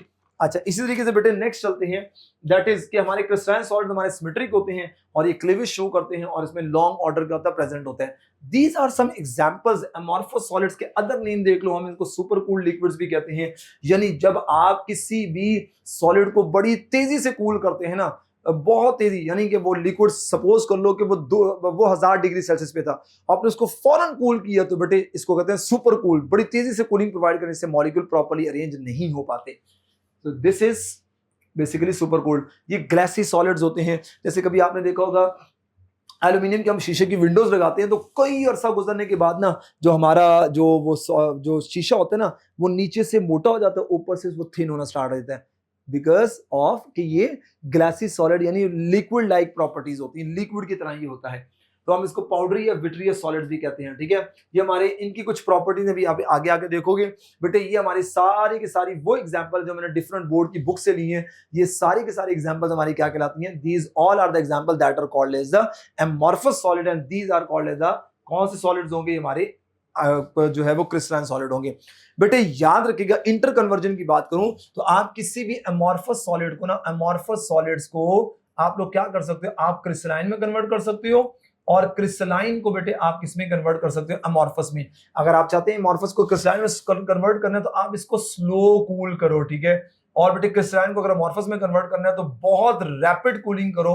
रैपिड कूलिंग से क्या होगा बेटे, मॉलिक्यूल्स अपने आप को प्रॉपर अरेंज नहीं कर पाएंगे, उनको प्रॉपर अरेंजमेंट का टाइम नहीं मिलेगा। नाउ बेटे प्रॉपर्टीज ऑफ क्रिस्टलाइन सॉलिड, बेटे आपको पता है बहुत detailed properties of crystalline solids की बात की जाए तो सबसे पहले ज्योमेट्रिकल शेप। बेटे याद रखिएगा, इस वक्त पूरे नेचर के अंदर ना 230 क्रिस्टलाइन शेप्स पा रही हैं, और बेटे उन 230 क्रिस्टलाइन को हम लोग डिवाइड करते हैं। 14 स्पेस लैटिसेस होती हैं जिनको ब्रेविस लैटिस कहते हैं, और 7 क्रिस्टल सिस्टम होता है। बेटे इसकी मिसाल ऐसे ही है, जैसे आपके पास 7 क्रिस्टल सिस्टम, आपके पास 60 डिफरेंट शेप्स के घर हैं, उन 60 डिफरेंट शेप्स के घरों के अंदर ना 14 रूम्स हैं आपके पास, 14 रूम्स हैं, उन 7 घरों में ना 14 रूम्स हैं। उन 14 रूम्स के अंदर डेकोरेशन 230 डिफरेंट स्टाइल से की जाए तो बेटे this is called as the, हम इसको कहते हैं कि ये ज्योमेट्रिकल शेप के पार्ट के अंदर ये चीज आ जाएगी। तो बेटे ये आपने याद रखना। अब 7 के सिस्टम आपको पता है, क्यूबिक हो गया, टेट्रागोनल, मोनोक्लिनिक, हेक्सागोनल, रोम्बोहेड्रल, ये सारी की सारी एग्जांपल्स आपको ऑलरेडी आइडिया हैं। अच्छा बेटे सेकंड प्रॉपर्टी सिमेट्री। बेटे सिमेट्री क्या होता है कि सिमेट्री हमारे पास ना हर तरफ से एक जैसा होना, सेमनेस होना। जैसे बेटे आपके पास 3 सिमेट्री होती है, plane of symmetry, axis symmetry, centre. Plane of symmetry क्या करती है कि ये इक्वल पार्ट्स के अंदर चीजों को डिवाइड करती है।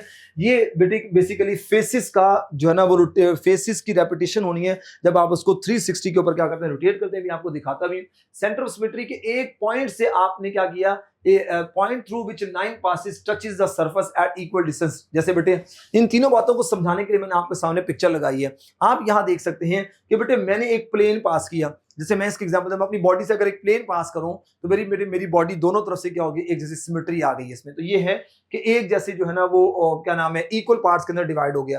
बेटे आपके पास एक्सिस ऑफ सिमेट्री क्या है कि आपने क्या करना है कि किसी एक पॉइंट पे ना इसको किसी एक पॉइंट को पकड़ के रोटेट करोगे 360 पे, तो बेटे आप देखेंगे फेसिस दोबारा वही फेस रिपीट करके आ जाएगा। और बेटे यहां सेंटर ऑफ सिमेट्री क्या है कि सेंटर ऑफ सिमेट्री आपने क्या किया बेटे, ये एक पॉइंट है, इस पॉइंट पे आपने क्या किया, एक लाइन लगाते हैं तो आप देखते हैं कि दोनों तरफ आपको हर तरफ से आपको फेसिस एक जैसे नजर आते हैं। ठीक है, ओके बेटे अब ये है क्लीवेज एंड क्लीवेज प्लेन। जैसे बेटे मैंने आपको क्लीवेज की एग्जांपल दी। क्लीवेज एक एनाइसोट्रॉपिक प्रॉपर्टी होती है जिसमें हम क्या करते हैं कि हमने बेसिकली क्रिस्टलाइन सॉलिड में क्लीवेज प्लेन्स होते हैं जिसकी वजह से वो क्लीवेज शो करते हैं। उनमें क्लीवेज प्लेन होते हैं ना, मतलब अरेंजमेंट उनकी ऐसी होती है कि आप गलत स्ट्रेस लगाने से आप उनको सेपरेट नहीं कर सकते, अगर आपने सही डायरेक्शन में स्ट्रेस लगाया तो सेपरेट कर सकते हो। बेटे क्लीवेज प्लेन के सब पॉइंट होते हैं, पॉइंट ऑफ वीकनेस होता है where small force applied can break the crystal. Yes, जैसे मैंने आपको कहा था कि मैंने इन 2 पेजेस को लिया, मैंने यू स्ट्रेस अप्लाई किया था, यहाँ फोर्स स्ट्रॉन्ग थी, मैंने यूं अगर स्ट्रेस अप्लाई किया तो सेपरेट होकर फोर्स वीक थी। बेटे मीका क्रिस्टल की बात की गई है कि हम इनकी लेयर्स को पैरेलल टू द लेयर क्या कर सकते हैं, सेपरेट कर सकते हैं। बेटे याद रखिएगा ब्रेकेज 2 तरह की होती है, एक होता है फ्रैक्चर और एक होता है क्लीवेज। फ्रैक्चर में क्या होता है, ये एक इररेगुलर ब्रेकडाउन होती है जिसे हम अनप्रेडिक्टेबल कहते हैं। जैसे बेटे बच्चों के टॉयज जो होते हैं ना वो अनप्रेडिक्टेबल वे से क्या करते हैं, टूटते हैं। ये नॉन स्मूथ सरफेस होती है इनमें, यानी कि इनकी सरफेस जो है ना बड़ी नॉन स्मूथ होती है, यानी आपको नुकसान पहुंचा सकती है, जैसे शीशा टूटता है। बेटे ये अमॉर्फस सॉलिड्स की प्रॉपर्टी है। क्लीवेज हमारे क्या होती है कि इसका उलट देख लें, आप देख सकते हैं स्मूथ सरफेस होती है, आइस रॉक और इन सब का टूटना, बेटे ये सारे के सारी हमारी क्या कहलाती हैं, ये हमारे क्लीवेजेस कहलाते हैं। तो ये भी आपको पता चल गया कि ब्रेकिंग दो तरह की होती है। बेटे एनिसोट्रॉपी क्या होती है, आप देख सकते हैं बेटे एनिसोट्रॉपी बेसिकली के एब्सेंस ऑफ सेमनेस, हर तरफ से एक जैसी चीजें ना होना, in all directions called anisotropy property. ये इसकी वजह से डिफरेंट फिजिकल प्रॉपर्टीज जो है ना रखते हैं। जैसे बेटे देखो मैंने लिखे example, point A to B has different arrangement then arrow C to D.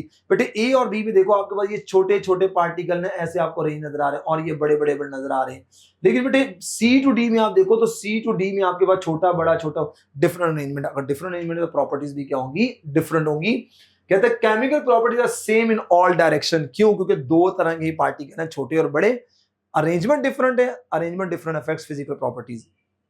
बेटे एनिसोट्रॉपिक प्रॉपर्टी आपके सामने, जैसे मैं आपको पहले बता चुका हूं कि ये कौन कौन सी प्रॉपर्टी, जैसे रिफ्रैक्टिव इंडेक्स है। बेटे आपको तो रिफ्रैक्टिव इंडेक्स जो है ना वो भी हमारा एनिसोट्रॉपिक होता है। तो अगर आप लोग को अगर आइडिया हो, जैसे वाटर का भी रिफ्रैक्टिव इंडेक्स होता है, स्नेल्स लॉ से आप रिफ्रैक्टिव इंडेक्स क्या करते हैं, कैलकुलेट करते हो। इंसिडेंट ले आती है, फिर वो जब आपने एयर से डेंसर मीडियम में आती है तो नॉर्मल लगा के फिर आप देखें उनकी बेंडिंग ऑब्जर्व करते हैं। थर्मल कंडक्टेंस भी बेटे हमारी क्या होती है कि ये भी हमारी एनिसोट्रॉपिक होती है। थर्मल एक्सपेंशन जो होती है बेटे, जैसे सिल्वर आयोडाइड की हमारी केपीके की बुक में लिखा है कोएफिशिएंट ऑफ थर्मल एक्सपेंशन, ये भी क्या होता है बेटे हमारी एनिसोट्रॉपिक प्रॉपर्टी होती है कि जहां से हमारा क्रिस्टल वीक होगा वहां से एक्सपेंशन ज्यादा होगी, जहां हमारा क्रिस्टल की फोर्स स्ट्रांग होगी वहां से वो हमारा जो है जिसे कहते हैं कि जल्दी एक्सपैंड नहीं करेगा। बेटे क्लीवेज प्लेन क्या होते हैं कि आपने क्रिस्टल्स को क्या करना है, पैरेलल टू द लेयर आसानी से हम कट कर सकते हैं, जैसे बीका की बात करते हैं। और बेटे graphite parallel to the layer अच्छा कंडक्टर है, लेकिन परपेंडिकुलर टू द लेयर अच्छा कंडक्टर नहीं है। पैरेलल टू द लेयर उसके पास क्या होते हैं, फ्री इलेक्ट्रॉन्स होते हैं, डीलोकलाइज्ड इलेक्ट्रॉन होते हैं। अच्छा बेटे हैबिट ऑफ क्रिस्टल की बात की जाए तो ये बेसिकली क्रिस्टल की ग्रोथ की बात की जाती है। यहाँ पे क्या होता है, shape in which crystal is usually grow या प्रिपेयर। बेटे NaCl नीडल लाइक होते हैं, यानी जिसे हम ऑक्टाहेड्रल STB ने BTB ने कहा है, when 10% urea is added in its aqueous solution as an impurity, जब आप impurity के तौर पे ऐड करते हैं तो बेसिकली उसका क्रिस्टल स्ट्रक्चर चेंज हो जाता है by changing the arrangement of particle। बेटे अब क्या कहते हैं कि अगर आप कंडीशंस ये चेंज करते हैं ना तो इससे भी क्या हो जाता है कि हमारे जो क्रिस्टल होते हैं ना वो क्या हो जाता है, वो वेरी कर जाता है, चेंज हो जाता है। This is called as a change of habit, ठीक है जी। और बेटे ये आपके सामने ये ऑक्टाहेड्रल की शेप लगाई हुई है और ये क्रिस्टल की ग्रोथ लगाई है, वन डायमेंशन हो गया आपके पास, ये यूनिट सेल है, वन डायमेंशन ग्रोथ है। फिर ये बेटे आपके पास टू डायमेंशन ग्रोथ है और ये आपके पास क्या आ जाएगी, थ्री डायमेंशन ग्रोथ आ जाती है। बेटे इसी तरीके से नेक्स्ट जरा देखो मेल्टिंग पॉइंट। बेटे मेल्टिंग पॉइंट याद रखिएगा, ये हमारा चेंज होता है सॉलिड से लिक्विड, और मेल्टिंग पॉइंट हमारे क्रिस्टलाइन के शार्प होते हैं, इसलिए हम अपने सॉलिड्स को मेल्टिंग पॉइंट की बेस पे जज कर लेते हैं कि ये हमारा कौन सा सॉलिड है। तो बेटे melting point is an identification test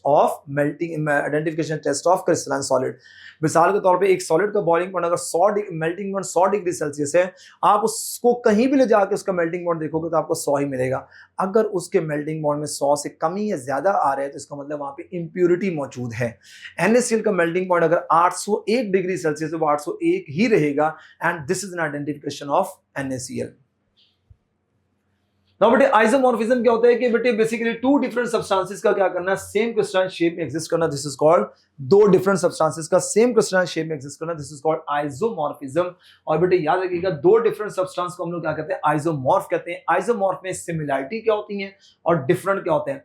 बेटे आइसोमॉर्फ के अंदर क्या होता है, नंबर ऑफ एटम्स जो है ना सेम होते हैं, एटॉमिक रेशियो सेम होते हैं, वे ऑफ कॉम्बिनेशन मतलब है अरेंजमेंट ऑफ पार्टिकल सेम होती है, स्ट्रक्चर ऑफ एनाइन सेम होता है और क्रिस्टलाइन फॉर्म सेम होती है, जिसकी वजह से हमारे आइसोमॉर्फ क्या करते हैं, दो डिफरेंट आइसोमॉर्फ एक जैसा जो है ना वो क्रिस्टलाइन शेप रखते हैं। और इनके बेटे फॉर्मूलाज डिफरेंट होते हैं, नेचर डिफरेंट होती है, chemical properties, physical property. Chemical properties क्यों डिफरेंट, बिकॉज उनमें एलिमेंट डिफरेंट है। फिजिकल प्रॉपर्टी क्यों डिफरेंट, बिकॉज देयर मैसेज या वेट आर डिफरेंट। जैसे बेटे आप ये देख सकते हैं यहाँ पर, यस आप देखिए सोडियम नाइट्रेट पोटेशियम नाइट्रेट आइसोमॉर्फ है, इनमें एटॉमिक रेशियो भी दिया हुआ है और ये रोम्बोहेड्रल फॉर्म है। आप देख सकते हैं ये सारी की सारी बातें। नाउ बेटे यहाँ इंपॉर्टेंट पॉइंट क्या है कि ये जो phenomena compound as well as element, this is very important for the MCQ कि हमारे आइसोमॉर्फ कौन कौन हो सकते हैं, एलिमेंट्स भी हो सकते हैं, वो कंपाउंड्स भी हो सकते हैं। सिमिलरली बेटे अगर आप इसके रिस्पेक्ट में पॉलीमॉर्फिज्म डिस्कस करते हो तो वो उसका उलट हो जाता है। और बेटे पॉलीमॉर्फिज्म बेसिकली ये कौन शो करते हैं, ये आयोनिक कंपाउंड शो करते हैं। और बेटे एक ही कंपाउंड आप देखें डिफरेंट क्रिस्टलाइन फॉर्म के अंदर एग्जिस्ट कर रहा है, this is called as a polymorphism. और ये सिर्फ कंपाउंड शो करते हैं, एलिमेंट शो नहीं करते। और बेटे यहाँ पे पॉलीमॉर्फ की same chemical but different physical properties होती हैं। केमिकल प्रॉपर्टीज क्यों सेम होती हैं, बिकॉज के उनमें एलिमेंट सेम है। फिजिकल प्रॉपर्टीज डिफरेंट क्यों, क्योंकि इनके स्ट्रक्चर्स के हैं दैट आर टोटली डिफरेंट। तो बेटे एलोट्रॉपी ये एलिमेंट की प्रॉपर्टी होती है, ये एलिमेंट शो कर रहे होते हैं, ठीक है, एलिमेंटल फिनोमिना होता है। और बेटे यहां पे आप देख सकते हैं कि कार्बन के एलोट्रॉप्स डायमंड और ग्रेफाइट ये दोनों क्रिस्टलाइन फॉर्म्स होती हैं कार्बन की। सल्फर की रोम्बिक यानी अल्फा सल्फर, मोनोक्लिनिक यानी बीटा सल्फर को कहा जाता है। बेटे टिन की आ गई, ये देखिए कि ऑक्सीजन भी आपको पता है एलोट्रॉपी शो करते हैं, हालांकि ये हमारा क्रिस्टलाइन सॉलिड नहीं है, it is a gaseous state of matter, ठीक है।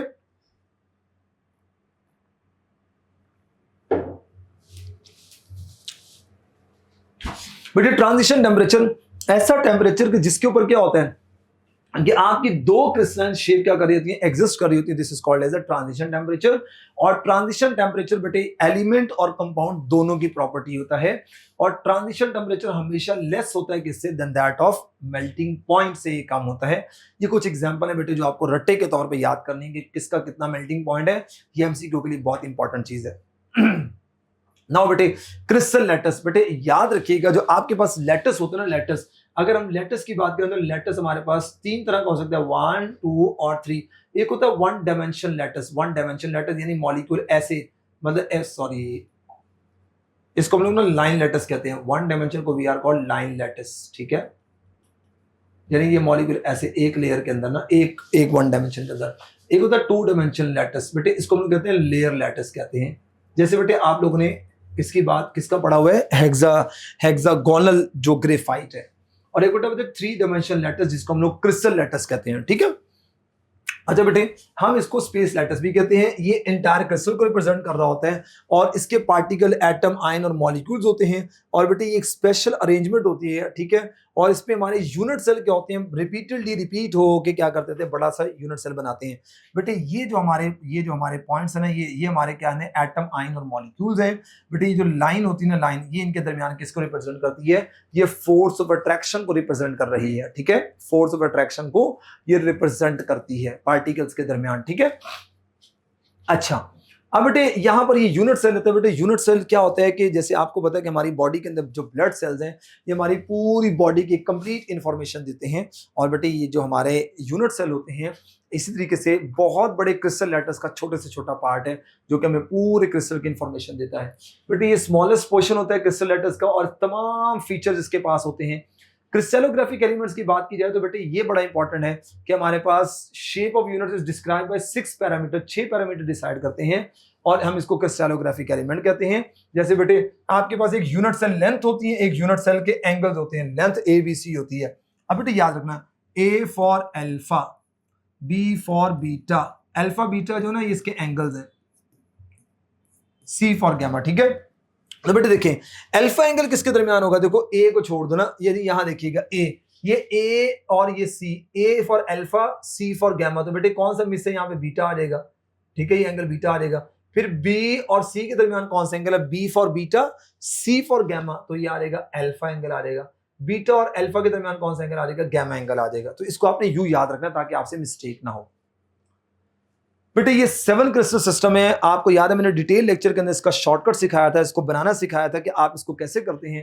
ये 7 क्रिस्टल सिस्टम की आपके सामने शेप्स आ गई हैं। 7 क्रिस्टल सिस्टम में क्यूबिक, टेट्रागोनल, ऑर्थोरोम्बिक, ट्राइगोनल और सारे के सारे। अब बेटे यहाँ टाइम शॉर्ट होने की वजह से मैं आपको वो शॉर्टकट नहीं सिखा सकता, वो मेरे डिटेल लेक्चर के अंदर जो हमने पढ़ा था वहां पे ये डिटेल आपको मौजूद है कि मैंने क्यूट आवर मदर के नाम से आपको एक शॉर्टकट बना के और ये सारे एंगल्स और उसकी साइड्स आपको याद करवाई थी, आप ये वहां से देख सकते हैं।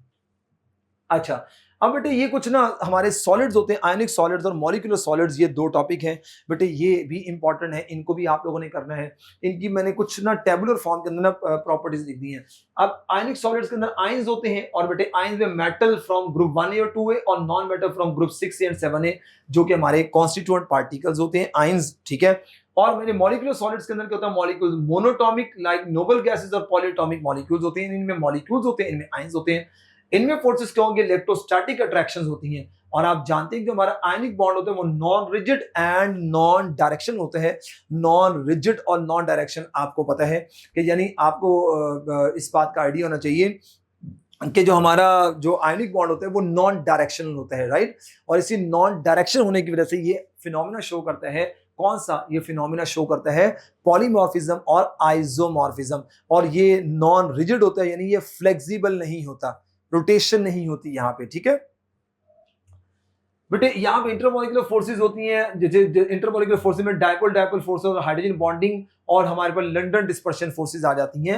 यानी हमारा मॉलिक्यूलर सॉलिड जो है ना वो पोलर अगर होगा तो डायपोल डायपोल फोर्स और हाइड्रोजन बॉन्डिंग। अगर हमारा जो मॉलिक्यूलर सॉलिड है वो नॉन पोलर मॉलिक्यूलर सॉलिड है, if it is a non polar molecular solid then वो क्या होगा बेटे, उसमें लंडन डिस्पर्शन फोर्सेस होंगी, ठीक है। अब बेटे मेल्टिंग एंड बॉइलिंग पॉइंट की बात की, इनका मेल्टिंग पॉइंट बहुत ज्यादा होगा, इनका लो होगा। और इनका ये कितने मेल्ट होते हैं, मेल्ट बिलो 200 डिग्री सेल्सियस, जैसे आपको याद है ये पास्ट पेपर का क्वेश्चन भी है, नम्स के अंदर आया था। इलेक्ट्रिकल कंडक्टिविटी बेटे आपको पता है सॉलिड फेज के अंदर कंडक्टर नहीं होते, लेकिन एक्वस या मॉल्टन फॉर्म के अंदर क्या होते हैं, कंडक्टर होते हैं। और हमारे मॉलिक्यूलर सॉलिड तो बेटे बिल्कुल कंडक्टर नहीं होते, ये नॉन कंडक्टर होते हैं, क्योंकि आपको पता है ये मॉलिक्यूल्स है, मॉलिक्यूल्स के पास इलेक्ट्रॉन नहीं होते, वो एक डिस्क्रीट फॉर्म के अंदर अलग-अलग रहते हैं। बेटे हमारे वॉलेटिलिटी आयनिक सॉलिड हमारे बहुत ना होने के बराबर वॉलेटाइल होते हैं, और वो क्या होते हैं, वॉलेटाइल होते हैं, यानी उड़ते नहीं है, इवेपोरेट नहीं होते। बेटे सॉल्वेबिलिटी की बात की जाए तो हमारे जो आयनिक सॉलिड होते हैं वो आपको होता है पॉलर सॉल्वेंट में सॉल्वेबल होते हैं। और बेटे यहाँ पर ना इनकी सॉल्वेबिलिटी डिपेंड करती है पोलैरिटी के ऊपर। इसका मतलब है polar solid will dissolve in polar solvent, non polar के अंदर डिसॉल्व होगा।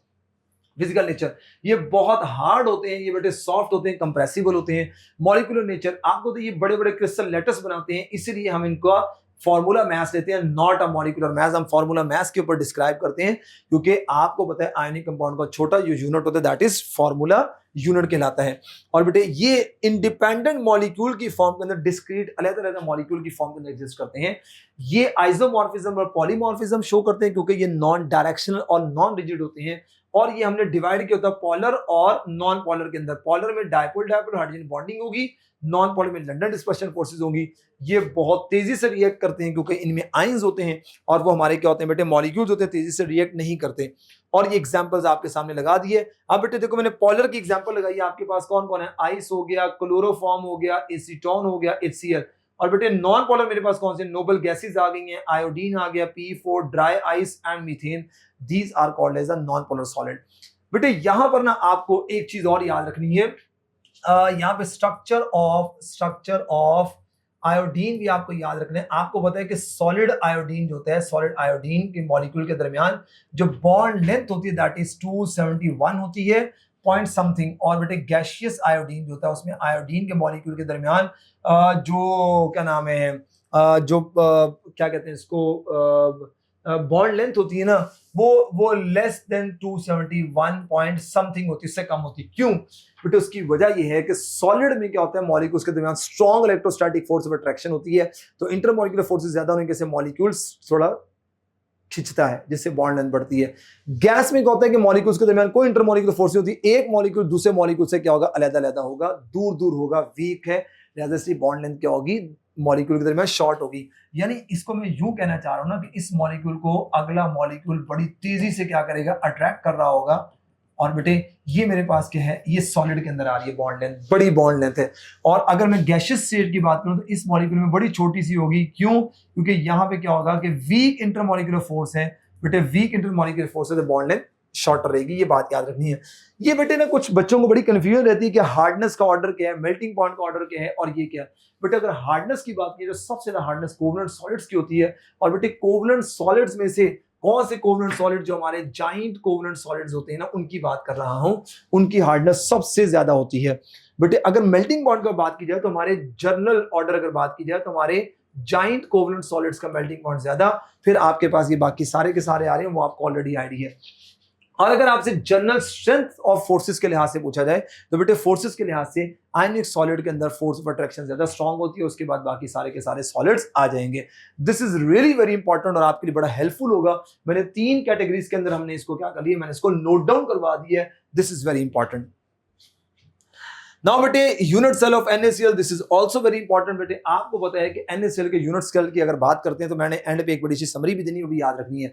सोडियम क्लोराइड ना ये फेस सेंटर्ड के अंदर क्रिस्टलाइज होते हैं। बेटे अभी आगे आप ना क्यूब यूनिट सेल क्यूब के कितनी तरह का क्यूब होता है मैंने अभी आपको भी आगे आगे पढ़ाना है, ठीक है। अच्छा, ये फेस सेंटर्ड क्यूब होते हैं, अभी आगे आके आपको क्यूब बताता हूँ कि फेस सेंटर्ड क्यूब क्या होते हैं। वैसे अगर मैं बता भी सकता हूँ, यहाँ पे मेरे पास कोई एग्जांपल नहीं है। जैसे बेटे मेरे पास ये ना एक मास्टर बुक है, ये देखिए बेटे, जैसे फॉर एग्जांपल मेरे पास बुक है, इस बुक के ना ये एक क्यूब है, इस क्यूब के ये कॉर्नर्स हैं 1 2 3 4 5 6 7 और 8, दीज आर 8 कॉर्नर्स। अब बेटे इसके फेस, ये फेस 1 2 3 4 और ये मेरे वाला 5 और ये 6। तो बेटे अगर एटम कॉर्नर के साथ साथ फेसिस पे भी प्रेजेंट हो ना, फेसिस पर प्रेजेंट हो, हम इस टाइप के क्यूब को कहते हैं फेस सेंटर्ड क्यूब। अच्छा बेटे यहां पे क्या होता है, अगर एनवायरनमेंट की बात की तो each sodium is surrounded by 6 chloride and each chloride is by 6, तो इसको हम कहते हैं ऑक्टाहेड्रल, हम इसको ऑक्टाहेड्रल अरेंजमेंट कहते हैं। यानी ज्योमेट्री ऑफ NaCl अगर आपसे पूछा जाए कि बेटे ज्योमेट्री ऑफ NaCl क्या है, तो geometry of NaCl is octahedral, ठीक है। यानी एक सोडियम को 6 क्लोराइड और एक क्लोराइड को 6 सोडियम ने सराउंड किया होता है, ठीक है। तो सोडियम और क्लोरीन के दरमियान रेशियो 6:6 आ जाएगा। बेटे कोऑर्डिनेशन नंबर की बात की जाए तो कोऑर्डिनेशन नंबर बेसिकली क्या होता है कि each individual ion is 6, coordination number of sodium chloride crystal is 12। यानी कि आपको वो कहता है कि ईच सोडियम को 6 क्लोराइड और एक क्लोराइड को 6 सोडियम, तो 6:6 हो गया। तो पूरे इंटायर क्रिस्टल का जो कोऑर्डिनेशन नंबर होगा वो कितना होगा, 12 हो जाएगा। सम कर लेना। अच्छा बेटे यहां पे रेडियस की बात की, सोडियम का रेडियस ये है और क्लोराइड का रेडियस ये है। दो डिफरेंट आयंस के दरमियान आपके पास ये रेडियस है, दो सेम आयंस के दरमियान ये रेडियस है, ये याद करना पड़ेगा। सेम के दरमियान आपको और ऑपोजिट के दरमियान आपको ये आ जाएगा। ये कहता है कि सोडियम क्लोराइड सीजियम क्लोराइड की सेम ज्योमेट्री है क्योंकि इनका रेडियस रेशियो क्या है, सेम है। और दूसरी बात ये है कि इज द सेम। और ये जो हमारे पास मॉलिक्यूल ऑफ NaCl है, ये किस में एग्जिस्ट करता है, in the form of vapour phase के अंदर एग्जिस्ट करता है। यानी NaCl को जब आप क्या करते हैं, सॉलिड NaCl को आप बहुत ज्यादा हीट करते हैं तो बेटे ये NaCl के ना बड़े बड़े डायमर बनना स्टार्ट हो जाते हैं। तो ये वेपर फेज में अलग-अलग सोडियम क्लोराइड जो है ना वो अलग-अलग होना स्टार्ट होता है in the form of dimer. ये डायमर बना के अलग-अलग होना जाते हैं जिसे हम कहते हैं कि वेपर फेज के अंदर आ गया। अब बेटे ये तो सारी वो बातें थी जो कि बड़ी नॉर्मल सी बातें हैं। अब बेसिकली आपने कैलकुलेशन सीखनी है। बेटे याद रखिएगा जो हमारा क्यूब होता है ना, क्यूब में एक बात याद रखनी है। मैं आपको ये लिख देता हूँ कि क्यूब के कॉर्नर्स होते हैं, क्यूब के फेसेस होते हैं और क्यूब के एजेस होते हैं, ठीक है बेटे। Corner, faces, edges. कॉर्नर की बात की तो बेटे इसमें कॉर्नर 8 होते हैं, फेसेस इसमें 6 होते हैं, एजेस इसमें 12 होते हैं। बच्चों याद रखिएगा हमारा एक जो कॉर्नर होता है ना, कॉर्नर की बात की मैं प्लस का साइन लगा रहा हूं और मैंने यहाँ पे ये पार्टिकल रख दिया। आप इस पार्टिकल को देखो तो ये 4, सपोज कर लो ये पॉजिटिव साइन की ना, ये 4 फ्रंट साइड और 4 बैक साइड होंगी ना इसकी, यानी 4 कमरे फ्रंट पे 4 बैक पे। ये पॉइंट सेंटर में, ये देखो फ्रंट से 4 को टच कर रहा है, बैक से भी 4 को टच कर रहे हैं। इसका मतलब ये है कि जो हमारा क्या कहते हैं इसमें जो हमारे कॉर्नर्स होंगे ना, कॉर्नर वो बेसिकली 8 में शेयर हो गए। 4 ये पॉइंट फ्रंट से शेयर है, बैक से भी 4 में शेयर है। तो इसका मतलब हमारी कॉर्नर की शेयरिंग जो है वो कितनी होगी, वो 1/8 होगी। 1/8 होगी। हमारे फेसिस की जो शेयरिंग होती है, देखो ये मेरी स्टूडियो, ये जो मेरी वॉल है जिसपे मेरा ये स्क्रीन लगी है, ये वॉल दूसरे रूम के साथ भी शेयर्ड है। तो बेटे हमारे फेसिस 1/2 में शेयर्ड होंगे और बेटे हमारे एजेस 1/4 में शेयर होते हैं। जैसे मिसाल के तौर पे बेटे मेरे पास ये पेन रखूं तो इस पेन को 4 चीजें टच कर सकती हैं, 1 2 3 और 4, ऊपर नीचे नहीं, साइडों की बात कर रहा हूं, ठीक है। तो बेटे हमारे क्लोराइड कहां पे प्रेजेंट होते हैं, they are present at corners, और ये प्रेजेंट होते हैं कहां पे, फेसिस पे प्रेजेंट होते हैं। टोटल कॉर्नर्स 8 है, ईच कॉर्नर की शेयरिंग 1/8 है, आंसर 1 आ गया। टोटल फेसिस 6 हैं, ईच फेस की शेयरिंग 1/2 है, ये मेरे पास 3 आ गया। बेटे पूरे एक यूनिट सेल के अंदर, इन ईच यूनिट सेल, एक यूनिट सेल के अंदर की बात कर रहा हूं। टोटल क्लोराइड कितने हो गए, 4 क्लोराइड। अब बेटे हमारे सोडियम कहां प्रेजेंट होते हैं, they are present at the edges और they are present at the centre. तो बेटे एजेस क्या होगा कि मेरे पास टोटल एजेस कितने हैं, 12, और each edge is shared by 1/4। तो आपके पास क्या आंसर आ गया, 3 आंसर आ गया। और बेटे याद रखिएगा एक सेंटर में इजाफी सोडियम पड़ा होता है और इसका सम कर लो, 4 सोडियम आ गया। तो बेटे याद के रखने हैं कि एक unit cell, in each 1 unit cell के अंदर हमारे पास 4 sodium ion plus 4 chloride ion होते हैं, और ये मिलके क्या बना लेंगे, मिलके ही बना लेंगे 4 NaCl बना लेंगे। 4 फॉर्मूला यूनिट ऑफ NaCl होता है। अब यहाँ पे एग्जामिनर आपसे बड़ा कुछ पूछ सकते हैं, जी बताओ जी 4 फॉर्मूला यूनिट ऑफ NaCl है, आपने कितने लिया, एक यूनिट सेल के अंदर 8 यूनिट सेल में कितने होंगे, आप वो भी बता सकते हो। ठीक है, ये कैलकुलेशन होगी NaCl से रिलेटेड। अब बेटे कौन कौन से फैक्टर हैं जो, अच्छा बेटे अब हमने फर्स्ट फैक्टर देखना है, that is electrostatic force of attraction. ठीक है बेटे, आपको पता है कि जो हमारे आयनिक सॉलिड्स होते हैं ना, ये इनमें दरमियान ना strong electrostatic force of attraction होती है, बिकॉज के they are made up of ions, और आयंस के दरमियान स्ट्रॉन्ग इलेक्ट्रोस्टैटिक अट्रैक्शन होती है because of the opposite charge होने की वजह से। तो जैसे बेटे आपको पता है कि NaCl का जो क्रिस्टल होता है उसको जब वो बनेगा तो बेटे वो 787 किलो जॉल पर मोल की एनर्जी को क्या कर रहा होता है, रिलीज कर रहा होता है, और अगर आपने उसको ब्रेक डाउन करना है तो आपको इतनी ही एनर्जी देनी पड़ेगी। इसका मतलब है अगर किसी क्रिस्टल सिस्टम के अंदर बहुत ज्यादा, आप ये कह सकते हैं कि वहां पर आपको एनर्जी देनी पड़ेगी है सेपरेट करने के लिए, इसका मतलब है कि वहां पर उतनी ज्यादा इलेक्ट्रोस्टैटिक स्ट्रॉन्ग है। बेटा रेडियस रेशियो की बात करें, structure and shape of an ionic solid depends upon the radius ratio of cation and ion. जैसे NaCl और बेटे सीजियम क्लोराइड का क्या है, डिफरेंट ज्योमेट्री है, क्योंकि इनका रेडियस रेशियो क्या है, डिफरेंट है। तो बेटे पता ये चल रहा है कि जो हमारा रेडियस रेशियो हमें बहुत अच्छी इंफॉर्मेशन दे रहा है कि वो स्ट्रक्चर और स्ट्रक्चर और शेप बता रहा है किसी भी आयनिक सॉलिड की। रेडियस रेशियो क्या होता है कि कैटाइन और एनाइन को आप लोग लेते हो रेडियस रेशियो में। बेटे आपको पता है कि जो हमारा रेडियस रेशियो होता है, इसकी वैल्यूज की अगर बात की जाए तो 0.115 से ये 1 की रेंज इसके इन बिटवीन होता है। ठीक है, आपको ये भी पता है कि it is just a ratio, अगर ये रेशियो है तो इसका कोई यूनिट नहीं होगा, कोई यूनिट नहीं होगा, ये बात भी आप लोगों ने याद रखनी है। बेटे ये भी याद रखना है कि जो हमारा रेडियस रेशियो होता है, radius ratio it is directly proportional to the type of void. बेटे वॉइड कहते हैं स्पेस को, ठीक है, कि वहां पे स्पेस कैसी है, यानी वो ट्राइंगुलर स्पेस है या वहां पे टेट्राहेड्रल है। ठीक है, इस तरीके से बेटे हमारा जो रेडियस रेशियो होता है it is also directly proportional to the geometry of compound की, जो कंपाउंड की ज्योमेट्री कैसी है, ज्योमेट्री ऑफ कंपाउंड पे डायरेक्टली प्रोपोर्शनल होता है। ठीक है, इसी तरीके से हमारा जो रेडियस रेशियो होता है बेटे, हमारा रेडियस रेशियो जो है वो स्टेबिलिटी ऑफ कंपाउंड भी बताते हैं, स्टेबिलिटी ऑफ कंपाउंड भी ये हमें क्या करते हैं, बता रहा होता है। इसी तरीके से बेटे जो हमारा रेडियस रेशियो है वो हमें ना वो कोऑर्डिनेशन नंबर भी बताता है, लेकिन बच्चों याद रखिएगा जो हमारा कोऑर्डिनेशन नंबर है ना वो परफेक्टली रेडियस रेशियो के ऊपर वर्क नहीं कर पाता। ठीक है, ये बात आप लोगों ने याद रखनी है। ठीक है, ये दिस इज वेरी इंपॉर्टेंट। अच्छा अब बेटे नेक्स्ट चलते हैं, दैट इज अबाउट ये रेडियस रेशियो। बेटे आपके सामने आ गए, आप इन रेडियस रेशियो को देख सकते हैं कि यहां पर ना मैंने कहा कि जो रेडियस रेशियो जिसका कोऑर्डिनेशन नंबर 2 होगा ना, उसके ज्योमेट्री ऑफ कंपाउंड लीनियर होगी, इसकी कोई एग्जिस्टेंस नहीं होती। क्योंकि बेटे आपको पता है कि जिसके पास 2 एटम है तो बेटे 2 एटम तो हमेशा 1 डायमेंशन के अंदर रेंज होंगे, अगर, और आपको पता है 1 डायमेंशन के अंदर रेंज होना लाइन लैटिस होगा। लेकिन रेडियस रेशियो में जो हमारे आयनिक सॉलिड्स होते हैं हम इनको किसमें लेते हैं, 3 डायमेंशन के अंदर लेते हैं। तो 3 डायमेंशनल पैटर्न होने के लिए एटम भी 2 से ज्यादा होने चाहिए। अब देखो 3 वाला कोऑर्डिनेशन नंबर 4 वाला, ये सारी की सारी बेटे मैंने आपको एग्जांपल आपसे डिस्कस की है। ये बेटे आपको रेंज और साथ एग्जांपल याद करनी है। अब इसमें मैं कुछ नहीं बता सकता, आपके सामने सारा टेबल है बेटे। इस तरीके से टेम्परेचर जो है ना वो भी अफेक्ट कर रहा होता है कि कहते हैं proper crystal formation require cooling of the liquid phase at very slow rate, कि यानी अगर आप चाहते हैं, जैसे मैंने आपको स्टार्ट में बताया था कि अगर आप किसी भी क्रिस्टलाइन सॉलिड को अमॉर्फस में कन्वर्ट करना चाहते हो तो क्रिस्टलाइन सॉलिड को मेल्ट करके ना तेजी से जो है ना वो आप उसको कूल करो, वो अमॉर्फस में कन्वर्ट हो जाएगा। यहाँ पे वही बात है, इंप्योरिटी जब आप ऐड करते हैं तो इंप्योरिटी ऐड करने से भी क्या होता है कि बेटे हमारे जो क्रिस्टल लैटिस होते हैं उनमें ना स्पेसिस के अंदर ना वो जो हमारे जो बाहर से इंप्योरिटी होती है वो स्पेस ऑक्युपाई कर लेती है, जिससे क्रिस्टल स्ट्रक्चर क्या होता है, चेंज हो जाता है। But electrical conductivity NaCl solid phase के अंदर बैड कंडक्टर होता है, लेकिन बेटे आप क्या करते हैं, अगर आपने इसको किस में कन्वर्ट कर लिया, मॉल्टन फॉर्म में कन्वर्ट कर लिया तो बेटे क्या होगा, इसकी कंडक्शन बढ़ जाएगी। यहां देखो मैंने वाटर के अंदर देखिए NaCl का लैटिस ब्रेक होता है due to water's high dielectric constant, यानी वाटर जो है वो क्या करता है कि बेटे NaCl के मॉलिक्यूल को सेपरेट कर सकता है, राइट। तो वाटर यहाँ पे एक मीडियम के तौर पर काम कर रहा है, ठीक है। अच्छा बेटे इसी तरीके से ये आपके पास lattice energy, factors affecting lattice energy. बेटे लैटिस एनर्जी में 2 बातें हैं, जैसे एंथैल्पी ऑफ लैटिस 2 हो सकती हैं। एक तो बेटे कि गैसियस आयन से NaCl का बनना, इतनी एनर्जी रिलीज होगी।